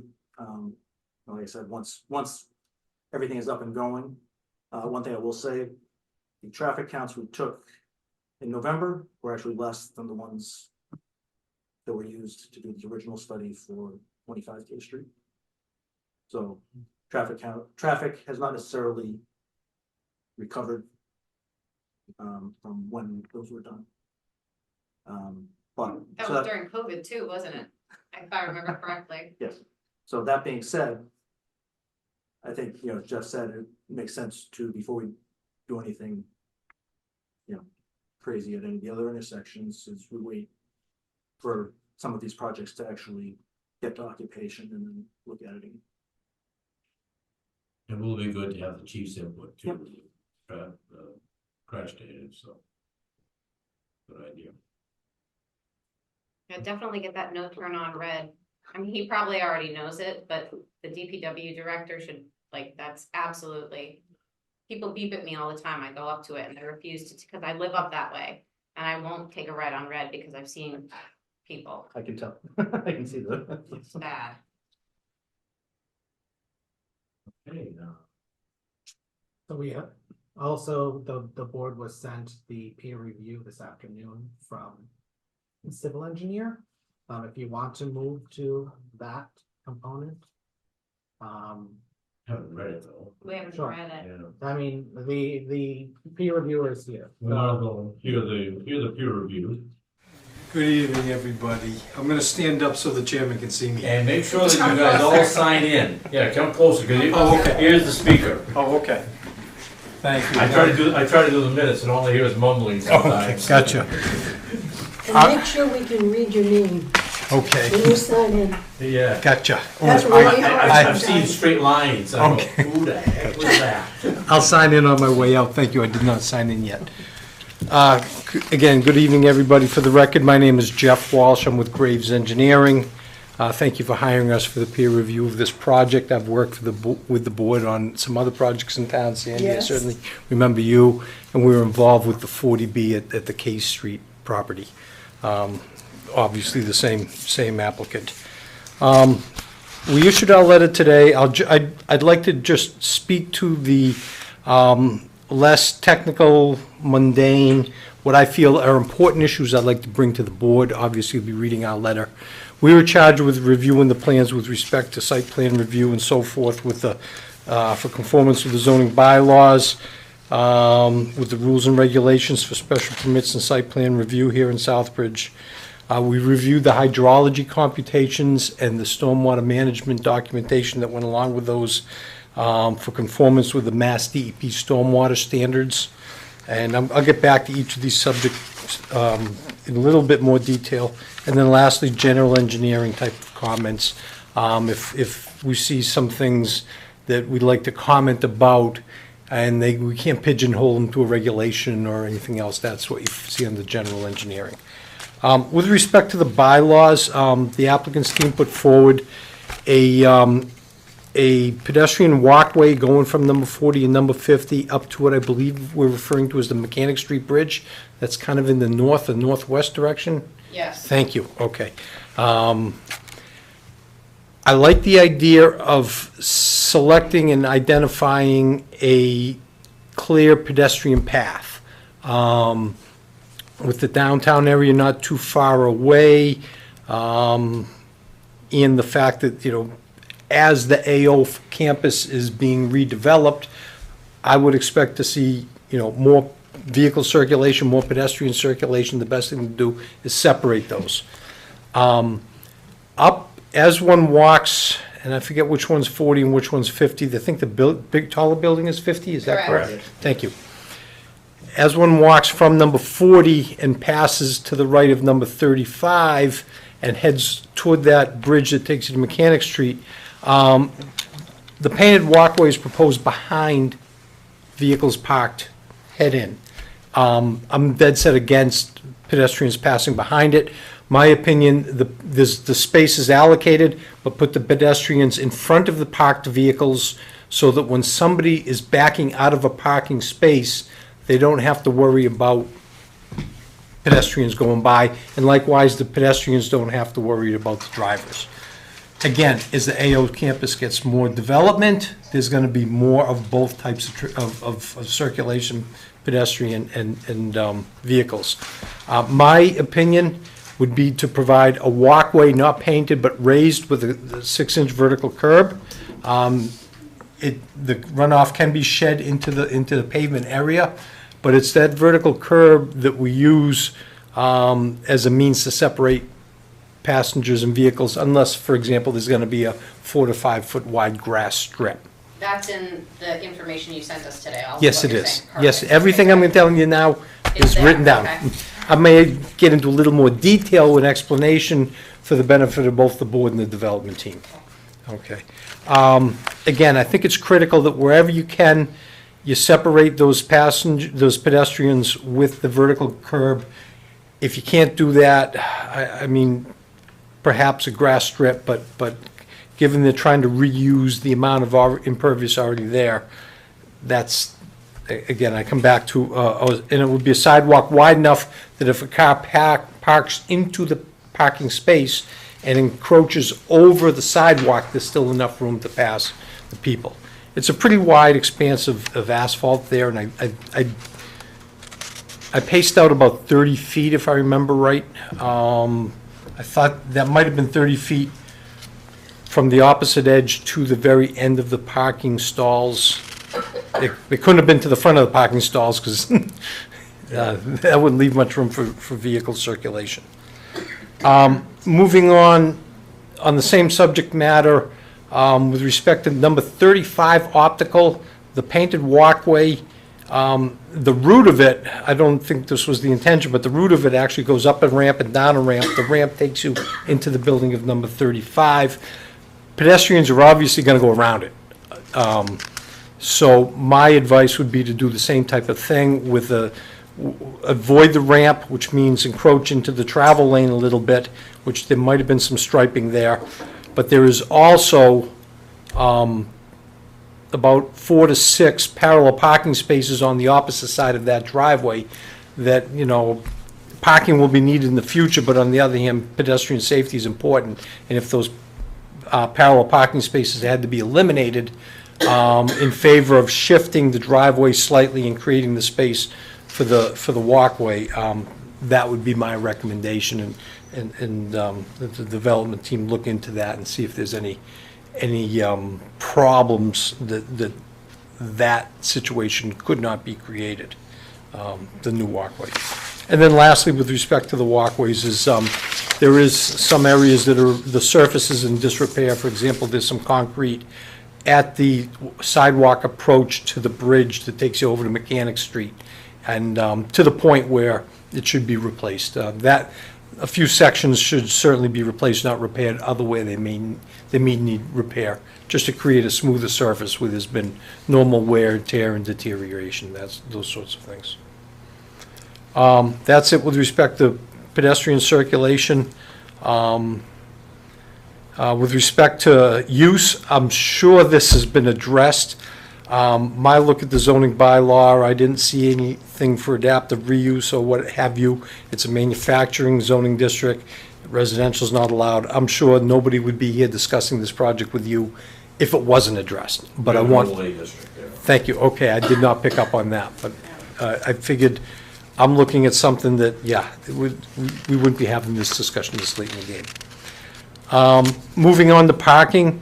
They're actually proposing, my interpretation is 183 parking spaces, although the plan says 188. There are 4 or 5 spaces that look like they're grayed back compared to all the other spaces being bold. They're over by what I think is the power plant building at the end of number 50 going toward Case Street. And I'm suspecting that those 5 parking spaces possibly being allocated for whatever activities going on in and around that area, because there were some people parked in that area the day I was out, which was last Friday. Yep. So that was my interpretation of how I got to the 183, and I may be wrong about that. The documents say 188, but anyways, I want you to understand why I came to the 183. Can I just ask for clarification on that? So in between 50 and the power plant, there are parking spaces there and people park there. That's correct. As I understood it, I thought right now they're being used for the employees of the power plant. That was my suspicion, that there's some activity at the power plant. Right. And my interpretation of the plans was that perhaps those 5 spaces, once the reconfiguration of the parking area occurs there might be 5 spaces allocated to that use, the people working at the power plant. Right. Okay. Okay. So I didn't count those in the inventory of parking Got it. for the project. All right, thank you. You're welcome. And in looking at that, it's an average of 1.32 parking spaces per dwelling unit. I know Mr. Dirk spoke to the parking, and you know, quite frankly, sometimes with these reviews, I feel I end up with an overlap with the traffic reviewer and such, but I'll give you my opinion for what it's worth. The zoning obviously called for 217. They're asking for relief. In the 40Bs I review, we've gotten into a couple discussions with 2 different projects over the summer and really got into a detailed look at this. I go back to the Institute of Traffic Engineers. Not only do they develop documentation and data for trip generation that you heard of earlier this evening, they now have parking generation tables. However, the data there's not as much data available yet. It's, to me, when there's 1, 2, 5 studies, statistically, I'm a little concerned. But what I shared with you in one of our comments is that for multifamily use, they have low-rise, mid-rise, and high-rise.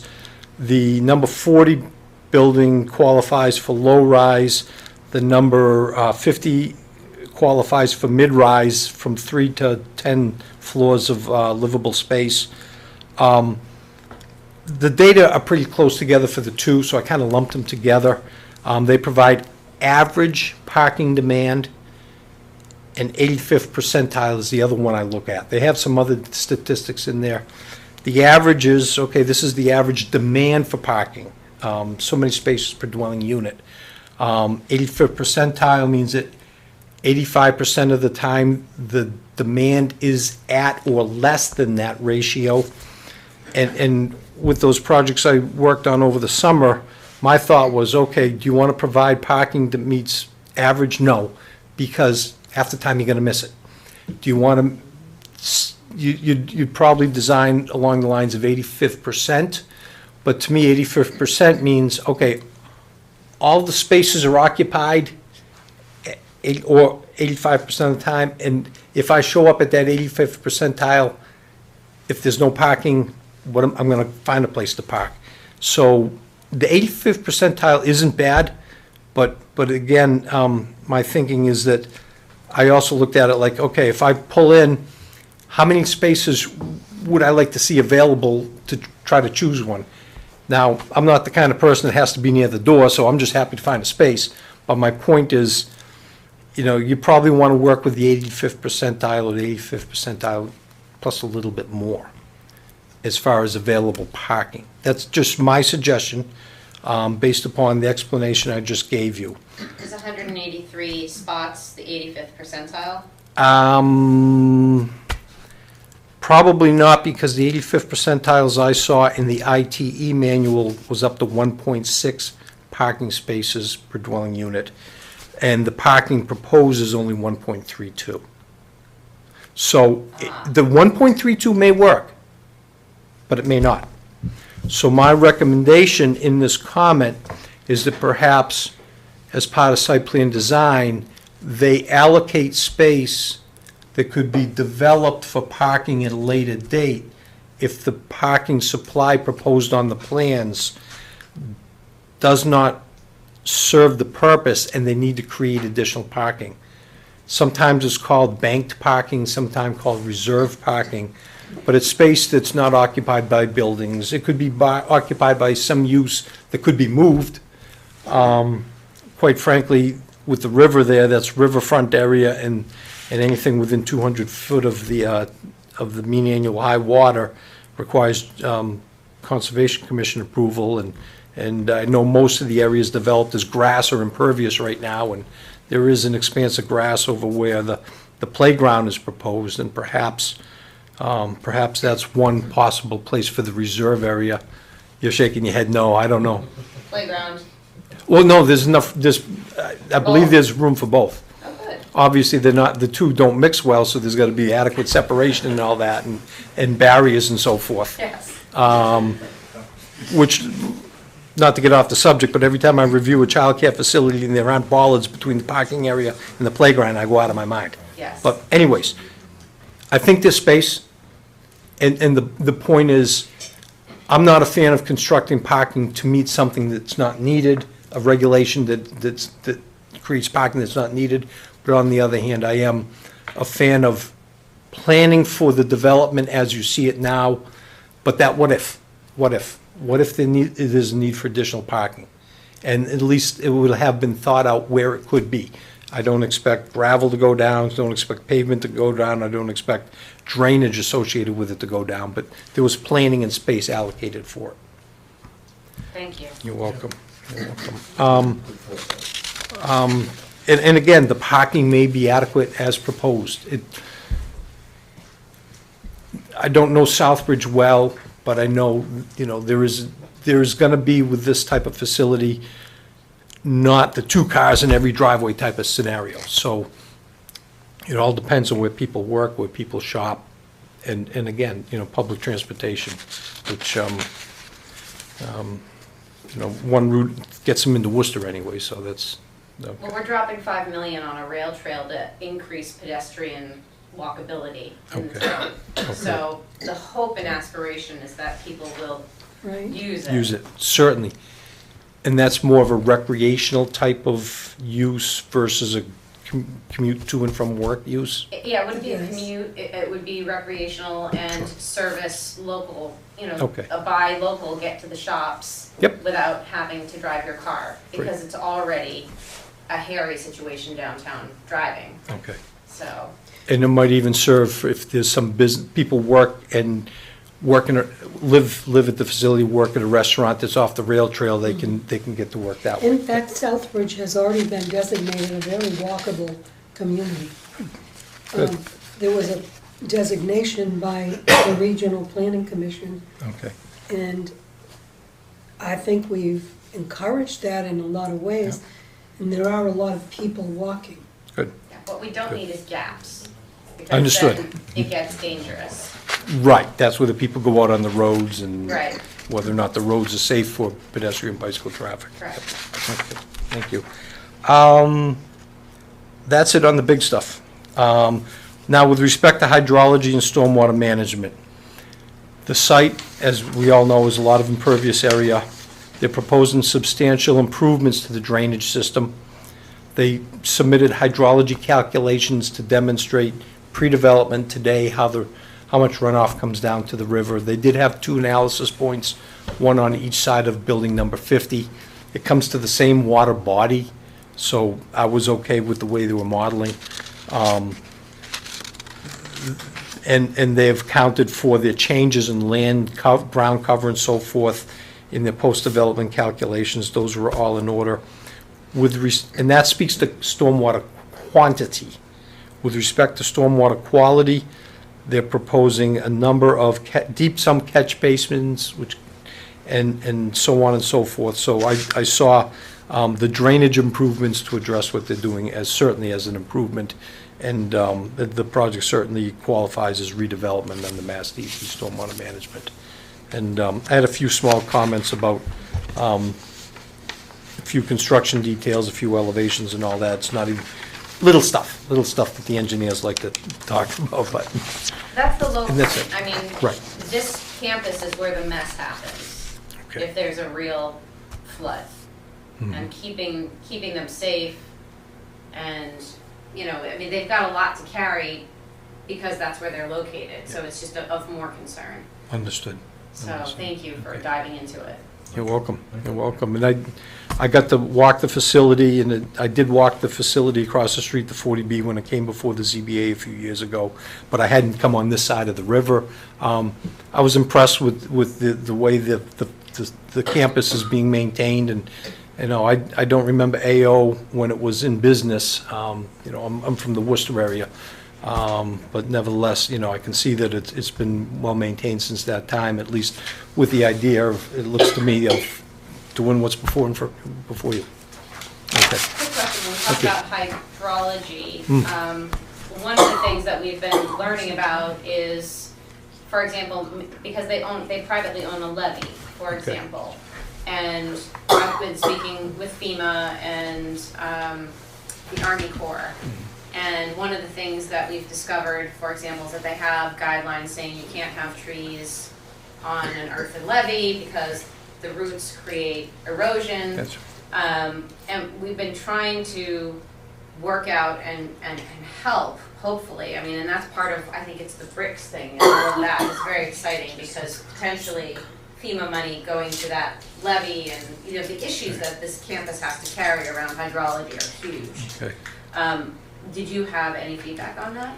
Not of the levee. Now, when I speak to hydrology with respect to land development that I looked at, it's got to do with rainfall becoming runoff to go somewhere.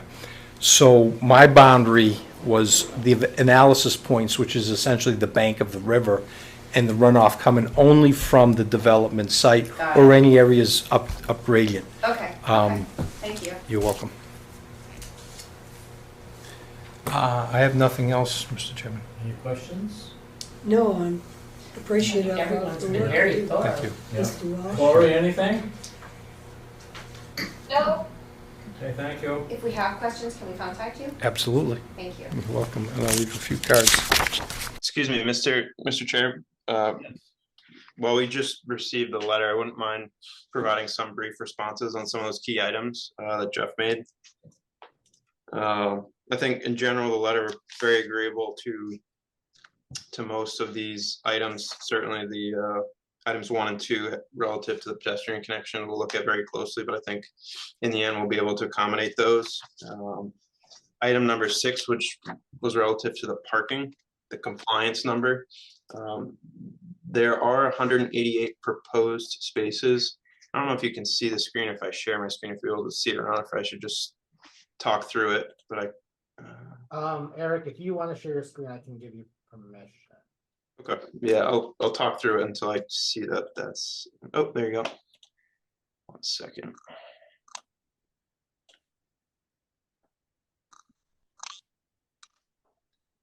That's showing up? Yep. Yeah. Perfect. Okay. So you see the full site plan in context to the full development. I think the discrepancy between the 183 and the 188, as we zoom in to this, you know, reconfigured parking area, there are 9 proposed spaces here. we're only including 4 in our count, and then we're just calling out that there's 5 of these are dedicated to 60 optical, which is an existing operation. So there are 188 for the 40 and 50 optical proposal. So that's just a clarifying point relative to providing, bank spaces to get up to the 217. Certainly can be a good idea. I think we're very confident though with the 188 that we have proposed. We've got essentially almost 88% of the unit mix is 1 and 2 bedrooms, so very low compared to where some of these developments might have higher levels of 2 and 3 bedrooms, where you would need on the higher end of the parking ratio. And then the other complexity of just adding bank spaces to what is most likely going to be pervious area is that we need to meet certain impervious coverage requirements, but we're also going to need to go before the Conservation Commission for work in the riverfront, and then it gets very complicated if we're showing potential future build outs of pervious areas that may need to detract from the Conservation Commission permitting. So for those reasons, we respectfully request that the board would permit the 188 without bank spaces, just based on the complexities, and again, our confidence in the 188 that we're proposing, and then the backup from the VHB calculations and the VAI peer review supporting same. But otherwise, we most likely are agreeable to all the conditions, and look forward to formally responding to those and updating plans accordingly. Is there any space behind building 35 that isn't presently used or earmarked for building 35? I'll answer that. They're earmarked for 35 optical. We expect that we would need, similar to the prior user, about 200 plus spaces. And that's what we've allocated for that building. We have no tenant for it or buyer at this point for it. So that's just an estimate based on the prior use for manufacturing. And on the number that we're proposing, the board should know that we allocated for 5 K Street for 48 units, 60 spaces. And we have more than enough parking. That building's full at this point, and all of the parking's not utilized. Same ratio for this building, and similar sort of unit count, 1, 2s, and 3s from a percentage standpoint. And once again, the parking at 5 K Street is more than enough for that fully occupied building. So you're saying, Chip, that 5 is, you haven't used all the parking spaces that were allocated? Rarely are they full, yeah.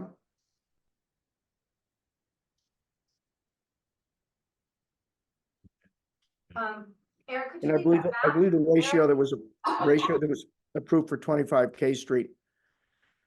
Off the top of my head, but I think it was probably pretty similar math to what we have here as a number of units per parking spaces per unit. I think it's just under 1.5. Okay. And can you have Eric's map put back up on that screen? Oh yeah, Eric will share the screen. Okay.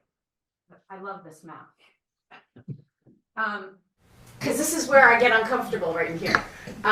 So when you were walking the property, earlier on when we were talking about the traffic study, we were talking about here in this pinch point. Okay, yep. And the width of it, because there's a rock cliff on this side and the power plant on that side. Yes, I drove through there, yep. Right, yeah. And so these parking spots over here are going to be the excess parking for these buildings. Yep. And the proposed walkway is here. And again, it's industrial traffic. It's all the people who work up in this building over here. And I just wondered, I'm concerned about this because of this corner. Yep. And I don't know how to make this area work well. And I wondered if you had any ideas. Well, I can tell you that I did look at the crosswalk, and I did walk up to those parking spaces. Before I went to the site, I said, okay, on the layout plan, well, I can't make a shorter route, but when I get out there and I see the ledge, it was obvious. I see that the crosswalk was brought as far as physically possible away from that horizontal curve. And I didn't go so far as to calculate the driver's sight distance around that curve to see what the stopping sight distance, what the stopping distance is available, and what that would relate to with respect to stopping sight distance for the speed. I'd expect a campus like this, probably, I don't want to steal Mr. Dirk's thunder, but I'm thinking it's probably around no more than a 20-mile-an-hour speed at the most. Unfortunately, there's going to be some that don't heed what they're supposed to do, but nevertheless, and it's uphill, which is a little advantageous with respect to stopping sight distance. But nevertheless, I couldn't think of a better spot for that crosswalk. It's the longest sight line you're gonna get. That's correct. That's how I saw it. Which is great that they're working on that. I guess, are there other measures that we can take on that corner as traffic comes from the power plant? What can we do to keep those pedestrians safer? 'Cause it's gonna be like mothers with kids with groceries in their hand and it's raining. I mean, what do you do there? I would suggest that you ask the applicant's traffic engineer, Mr. Dirk, to also think about this, but I'd like to offer a thought. I didn't look at if any of these intersections had stop control, but perhaps that approach that you're speaking of, coming from the right side of the page and around the corner, could be put under stop control when it comes to the loop road that goes around building number 35. I don't know what stop control A is. stop sign. A stop sign. So now, traffic and drivers are gonna have to get into the routine of stopping at that stop sign. Right, And it'll happen to have the crosswalk right in front of it. thank you. You're welcome. That makes me feel better. I don't know if it's appropriate to put stop Sure. control there, but it's, So, the one problem with, and I appreciate that, but I think the one problem with that is that if there's not enough traffic, people don't, and you put a stop sign, people will eventually go through. It's not, it becomes they're supposed to meet warrants, so there's supposed to be a certain amount of traffic. What about like flashing lights? Like pedestrians hit it and maybe over here, it's like, when you have to have a mirror at a T-junction or whatever, like flashing light and then the light is that more in their line of sight. Yeah. Do you know what I mean? Yeah. So that there's no need to stop unless a pedestrian has hit a light, and then it gives you a longer line of sight.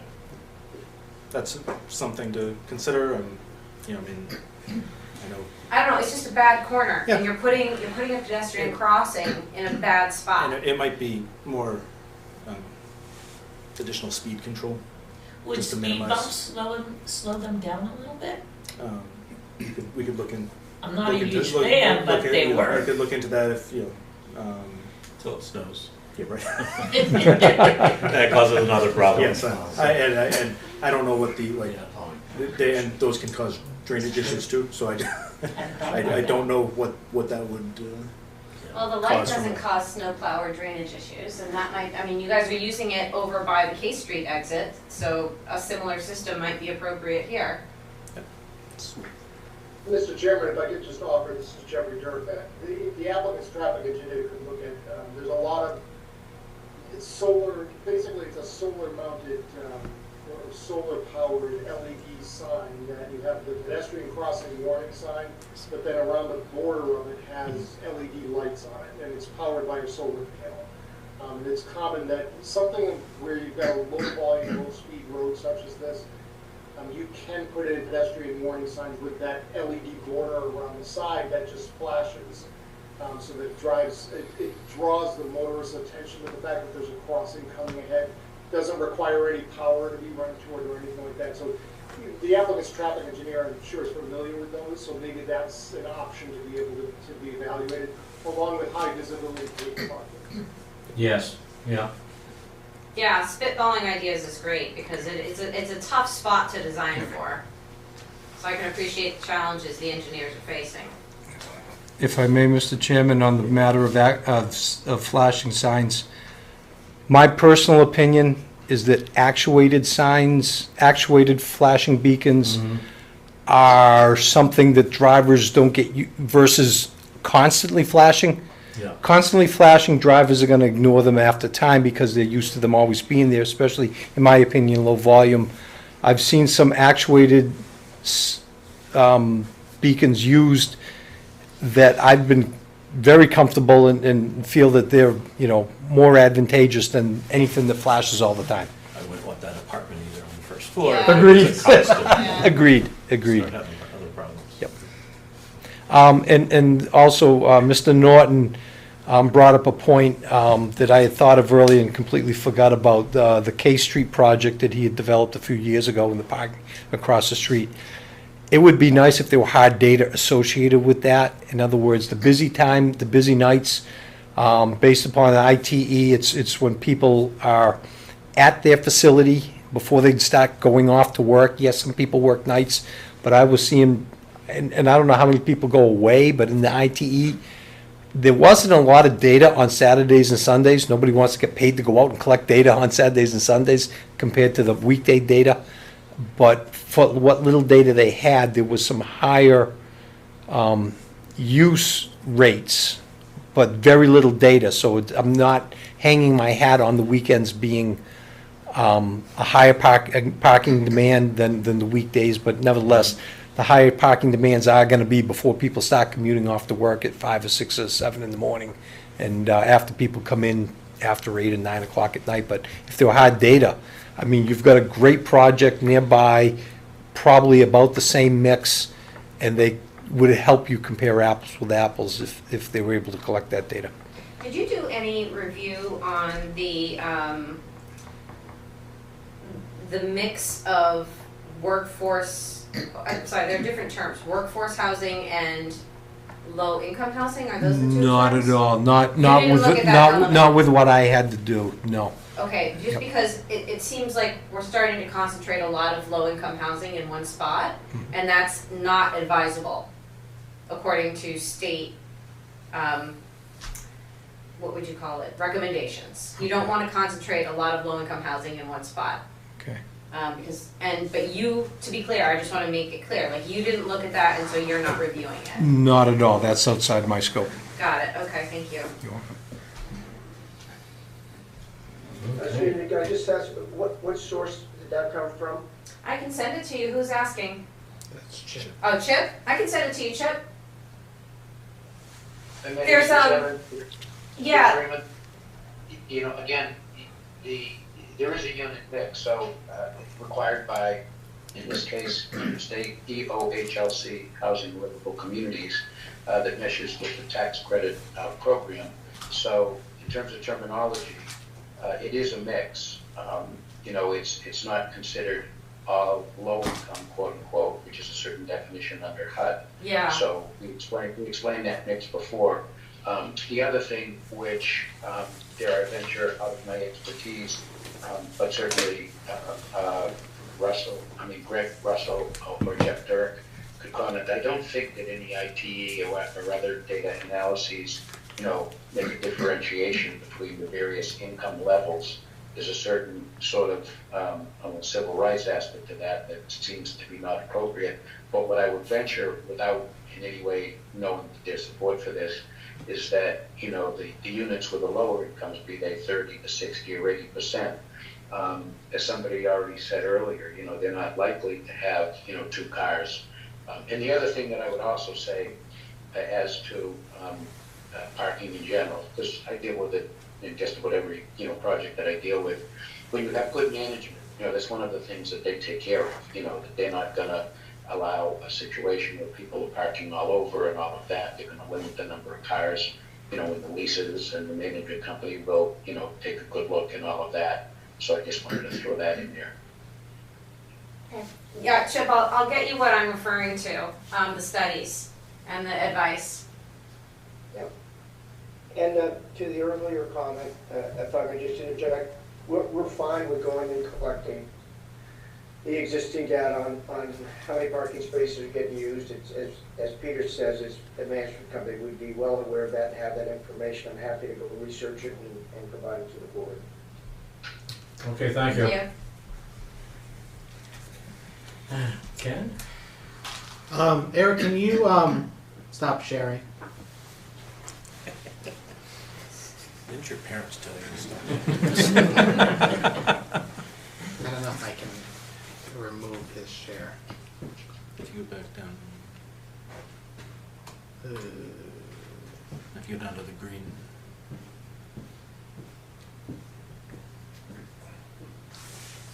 Who can share host only? Yes, don't go to the top. I never run a meeting. I had to a couple times and it was ugly. And you saw how much pressure I felt while you guys were watching a blue screen and Mr. Freeman on the phone, on the call. So I think at this point you've received, and the board will obviously have opportunity to review further the peer reviews. I know based on this particular meeting, the applicants will be forthcoming with changes based on some of those comments, as typical. Yeah. The peer reviews as well as the updated plans have been shared with the town staff, so there may be additional comments. Pam had suggested drawing attention to the traffic responses for Chief Woodson, and I'll make sure to specifically send him that. And I think at this point it's just a matter of identifying for the board what the next steps are, considering there are some pieces that are still needing to be filled. So if that is just a understanding that there's going to be continuance of this meeting, doing so. Yeah, actually, there's one question I have, again, to the peer review. Part of the request for the peer review was the impact, so we had schools, impact on the schools, which we have no information on as yet. So that is not specific to the engineering review. Right, and then there was, okay, so this is just engineering. That's correct. Okay, because there's the impact on police and fire, like the emergency services. Right. When do we get that review? So that was presented by Mr. Freeman earlier this evening, based on the responses to the planning board. That was brought up, so he provided a response. Which one was that? Mr. Chairman, may I just jump in? Ken's correct that I mentioned that we didn't anticipate that we were doing any independent study, because it's the plans and the proposals, which are being worked on still based on these various suggestions. That's what dictates what the impact is. Responses also, as you mentioned, the traffic committee and feedback from the police chief, those would be the responses.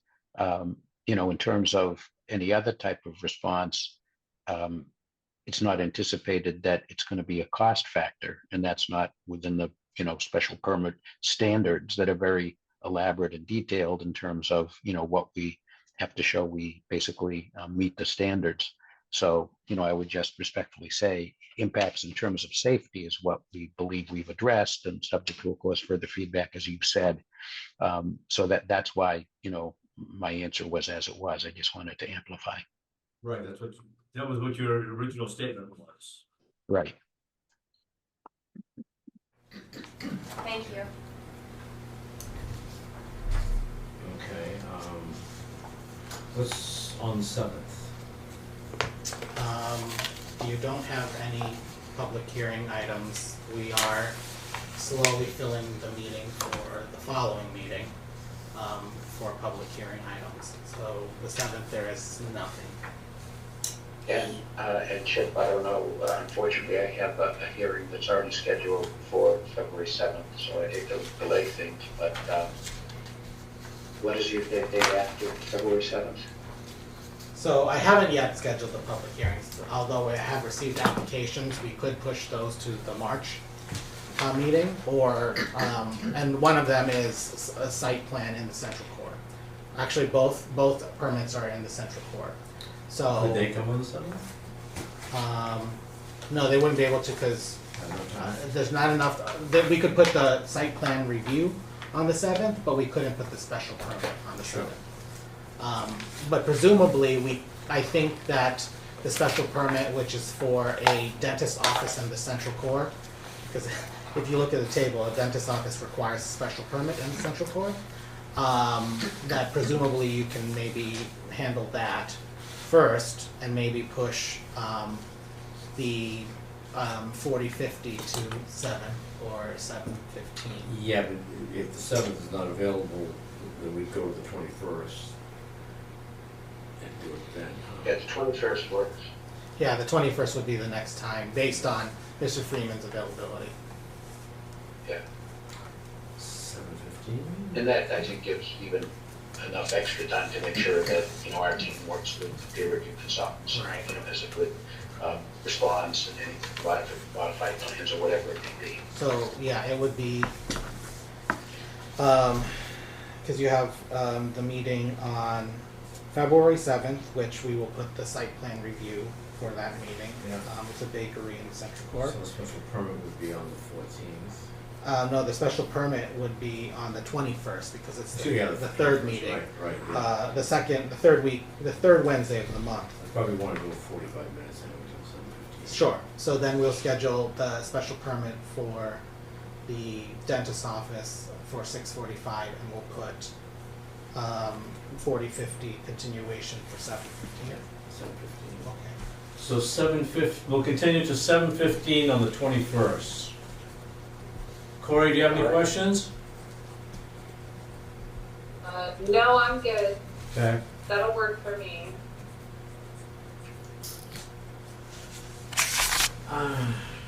Should get a motion here, so. Yeah. Be happy to move to No, we're not closing, we're continuing this till Okay. 7:15 on February 21st. I'd like to move, Make a motion. I'd like to make a motion to continue until, is that February? Yeah, we're gonna continue. February 17th at Southbridge 7:15 Associates. of the hearing with Southbridge 21st. Associates February 21st. to, 11 oh my gosh, and 12. 11 and 12. All right. To Till February 17th. Sorry. 21st. 21st, February 21st. Keep looking at the orange dot. 21st at 7:15. Do I have a second? I'll do that. We have That's a all I motion have and a second. Discussion? Not for me. Sandy Ackley, Yes. Terry Hensel, Yes. Pam Paper, Yes. Corey Belrose, Yes. Dave Payer, yes. So we're continuing to 7:15. Thank you very much. If the guests can please sign in. Hey, Ken, where I'm is sorry. the dentist office proposed? Yes. I have the application. Okay, and I have a copy of it. That would be. The bakery is I exciting. don't have that. I don't have it. I will, yeah. That's Yeah. That's a traffic study. I thought I sent that. And. Did and No, what but Mr. you can. What Mr. Freeman had tonight. I'll print my Is it own. in here only? Yeah, okay. We'll work on those. Thank you. Thank you, gentlemen. Hey, good Thank you for teamwork. coming. Thank you very much. Don't slip outside. Yeah. It's been cold. It's Yeah. cold, but I didn't think the parking lot was bad. No, just, it could be a slippery spot here or Yep. there. You're gonna get deer in the road. That's saving the stamp. It's like this. Still, we're still old school and like to send I out love it. just so you can put it in your file, you don't have to print it. We'll do the printing. You guys, watch for deer in the road on your way home. It's conditions for them to do that with the ice. So I need a motion to approve the minutes of January the 3rd. So moved. Now a second. Second. Motion and a second. Discussion. Got a quick question. Wait, So- all those in favor? Aye. Yes. Yes. Corey, Yes. Pam, Yes. Terry, Yes. Dave, pass. Motion, minutes pass. Any AMRs? No. No AMRs. Please. So Arnold Wolf Stason, Planning Board's #1 fan. Yeah. So, yeah, get that going. Sure, it's my man. You know? Oh, yes. So, quick question. Am I supposed to sign in when I come? Well, Or- are you on yet? As of right now, no, but I still find it Soon. fascinating, so I'm Oh, always no, here. no, you're all, you can sign, you Yeah. can. Just sign in as being here. Oh, Sign okay. of being here. We'll follow cool. up. I don't know what if that's has been before the town council. So typically the town council, after discussion with the town manager and go and oop. Have you gone to subcommittees yet? Do you know? Usually I would No, go I'm visit. saying, did your name go to the subcommittees yet? Do you know if your name went to the subcommittee yet? As far as I haven't heard anything yet. I just passed in my resume like a lot of time. Yeah. What's your last name again? First name? Last name. Oh, last name. Cool. I hope there's plenty of time, but it's B as in boy, O-U-N, P as in Peter, H-A. Oh, Bonfafasson. Oh yeah, you got it. Yeah. Oh, we saved 30 minutes. I like that name. Oh, thank you. So I'm calling it Sese. Bonfafasson. Bonfafasson. Okay. Okay. Hooray. Thank you. Until next time. Yeah. Thank you guys. Yeah. That was interesting. Bye-bye. Bye now. Wow. Yeah, we have to figure out where that is in the process. I know there was someone else that was interested in the planning board. So Yeah. obviously the planning board can also use an associate member. Yes. Which Do we have any engineers or civil engineers interested in coming on board? Could use some more of that knowledge. The other fellow is a construction person, and I was talking to him. He's at the point in life where he gets to pick and choose his projects, so he must have a lot of experience. But to me, he seemed like he was sort of narrowly focused on one project, and that was for his mom. So should we, be 8:45? Accept the motion. Do you have anything to say? I do not. I will probably not be here on the 7th, but I'll make sure that you're ready.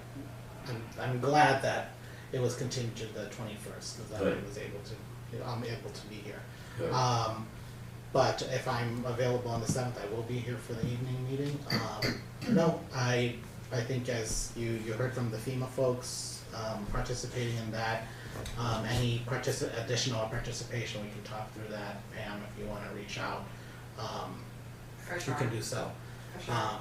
But Also to learn. Yeah. I'm keen to absorb whatever they're saying. And what precipitated their participation in updating the plan? Is this something they routinely do? Or? So every 5 years, the town has to update their hazard mitigation plan, and the fire chief applied for a grant through FEMA, and the town was awarded that grant. Well, that's great, because they were obviously... Yeah, and the town gets 3 years with that. So the first year will be hazard mitigation plan, but in those 3 years, you're gonna be learning about the various contexts of which to apply for grants and what grants you wanna apply for.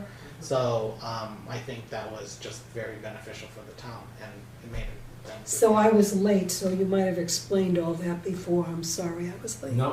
Okay. Yeah, it was gonna be hugely beneficial, especially given all of our exposure. Yep. And our dilapidated infrastructure, to have their knowledge at our service for 3 years is super exciting.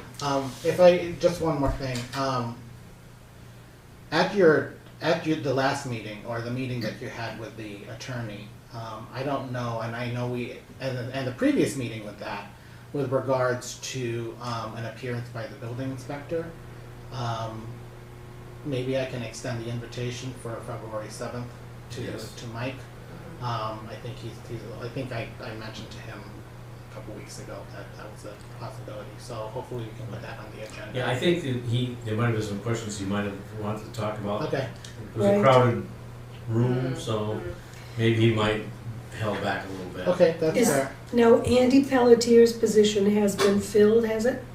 Yes. Oh, good.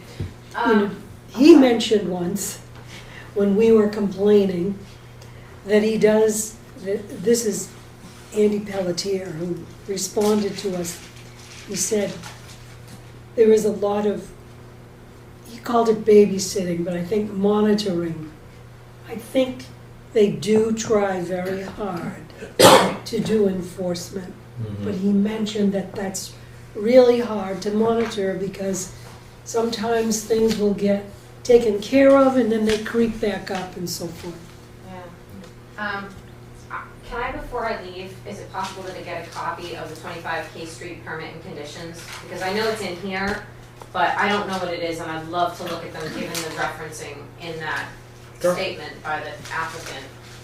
Now, what did they, that was a 2040B project, right? No, that was 515 K Street. Oh, okay, yeah, okay. 25 was the one that the planning board issued special I wonder if it's been recorded, I'm assuming it is. The environmental review that was sent to us, Gus and the Board of Health You would mean benefit. those The environmental review. The building assessment? Yeah, where they talk about that, you know, they walked through the building and they Sure. didn't see any signs of XYZ. Because Gus has been asking about that, and that was his concern, and it's not our purview, you know, what happens inside the buildings if there's lead paint in the walls.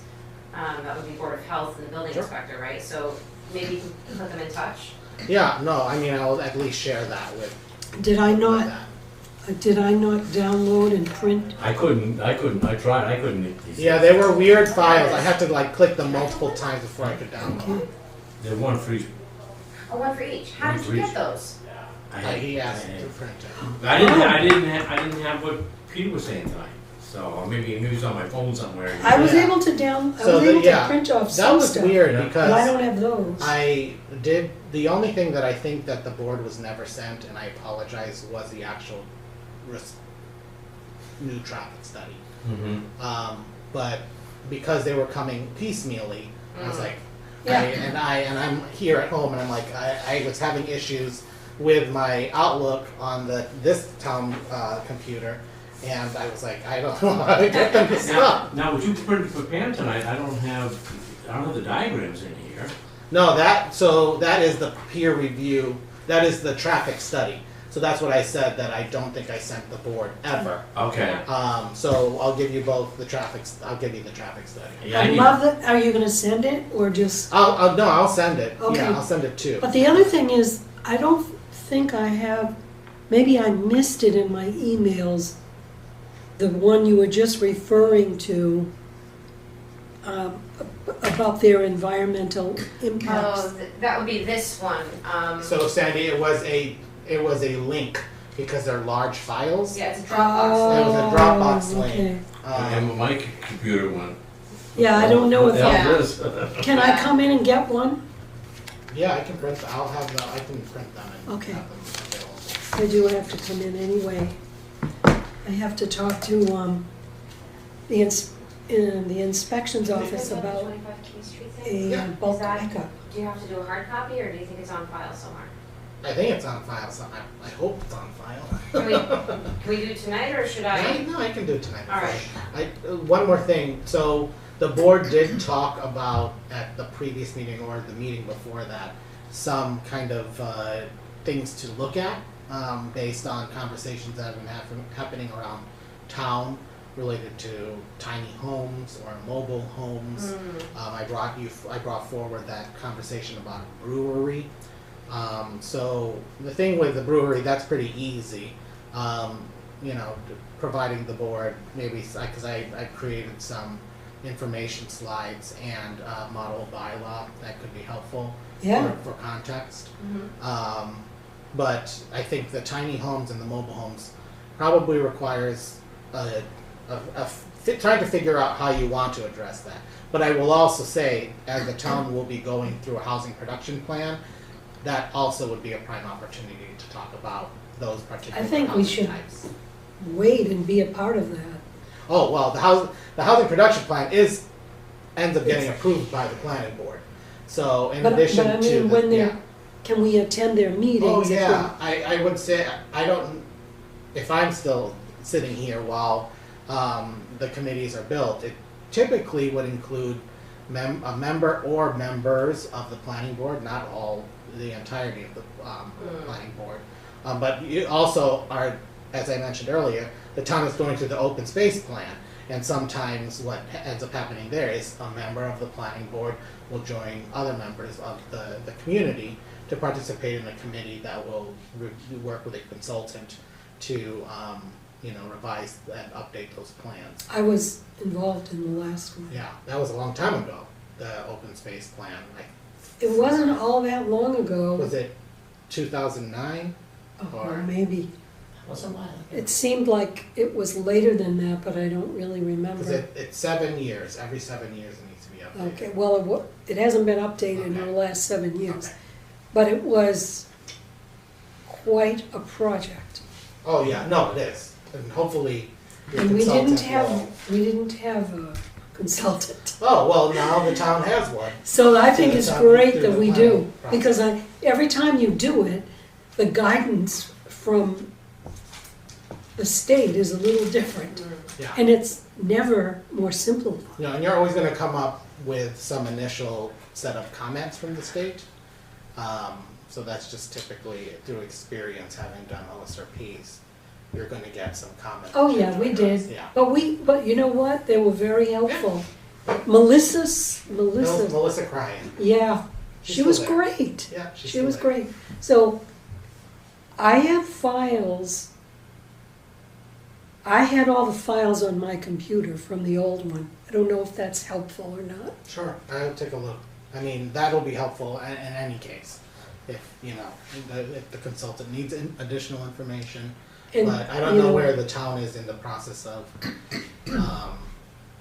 acquiring those funds or hiring a consultant. So I know Yeah. that is still being talked about. Well, it's exciting anyways. So I guess I need Peter Freeman's. So I need that one. I need what you gave Pam. Yeah, so the Peter Freeman comments were the responses to the planning board that I prepared. I did. Did you mail that too? I did. I emailed. I got that today, I think. Yeah. And I printed it out. I was able to. It was a PDF document, David. But I'll print one out, David. Well, no, I'm just saying. Just show me which one it is. It looks like this. Yeah. Yeah, but the title of the email. Title of the email. Because there are multiple emails. The 40 and 50, I think, was the environmental review. Let me see if I can find it. I need to see. That's the Graves one, right? Yeah, That's the Graves one. I just got that. I just got that one. And I came in. I didn't get a chance to print it out. Where is it? Why can't I see? Do I have on my old pair of glasses? It being 8:56, I'll take a motion to adjourn. I motion to adjourn. Do I get a second? I'll second. We got a motion and a second. Discussion? Corey Belrose, Yes. Pam, Yes. Sandy, Yes. Terry, Yes. me, Dave, yes. Kill the meeting.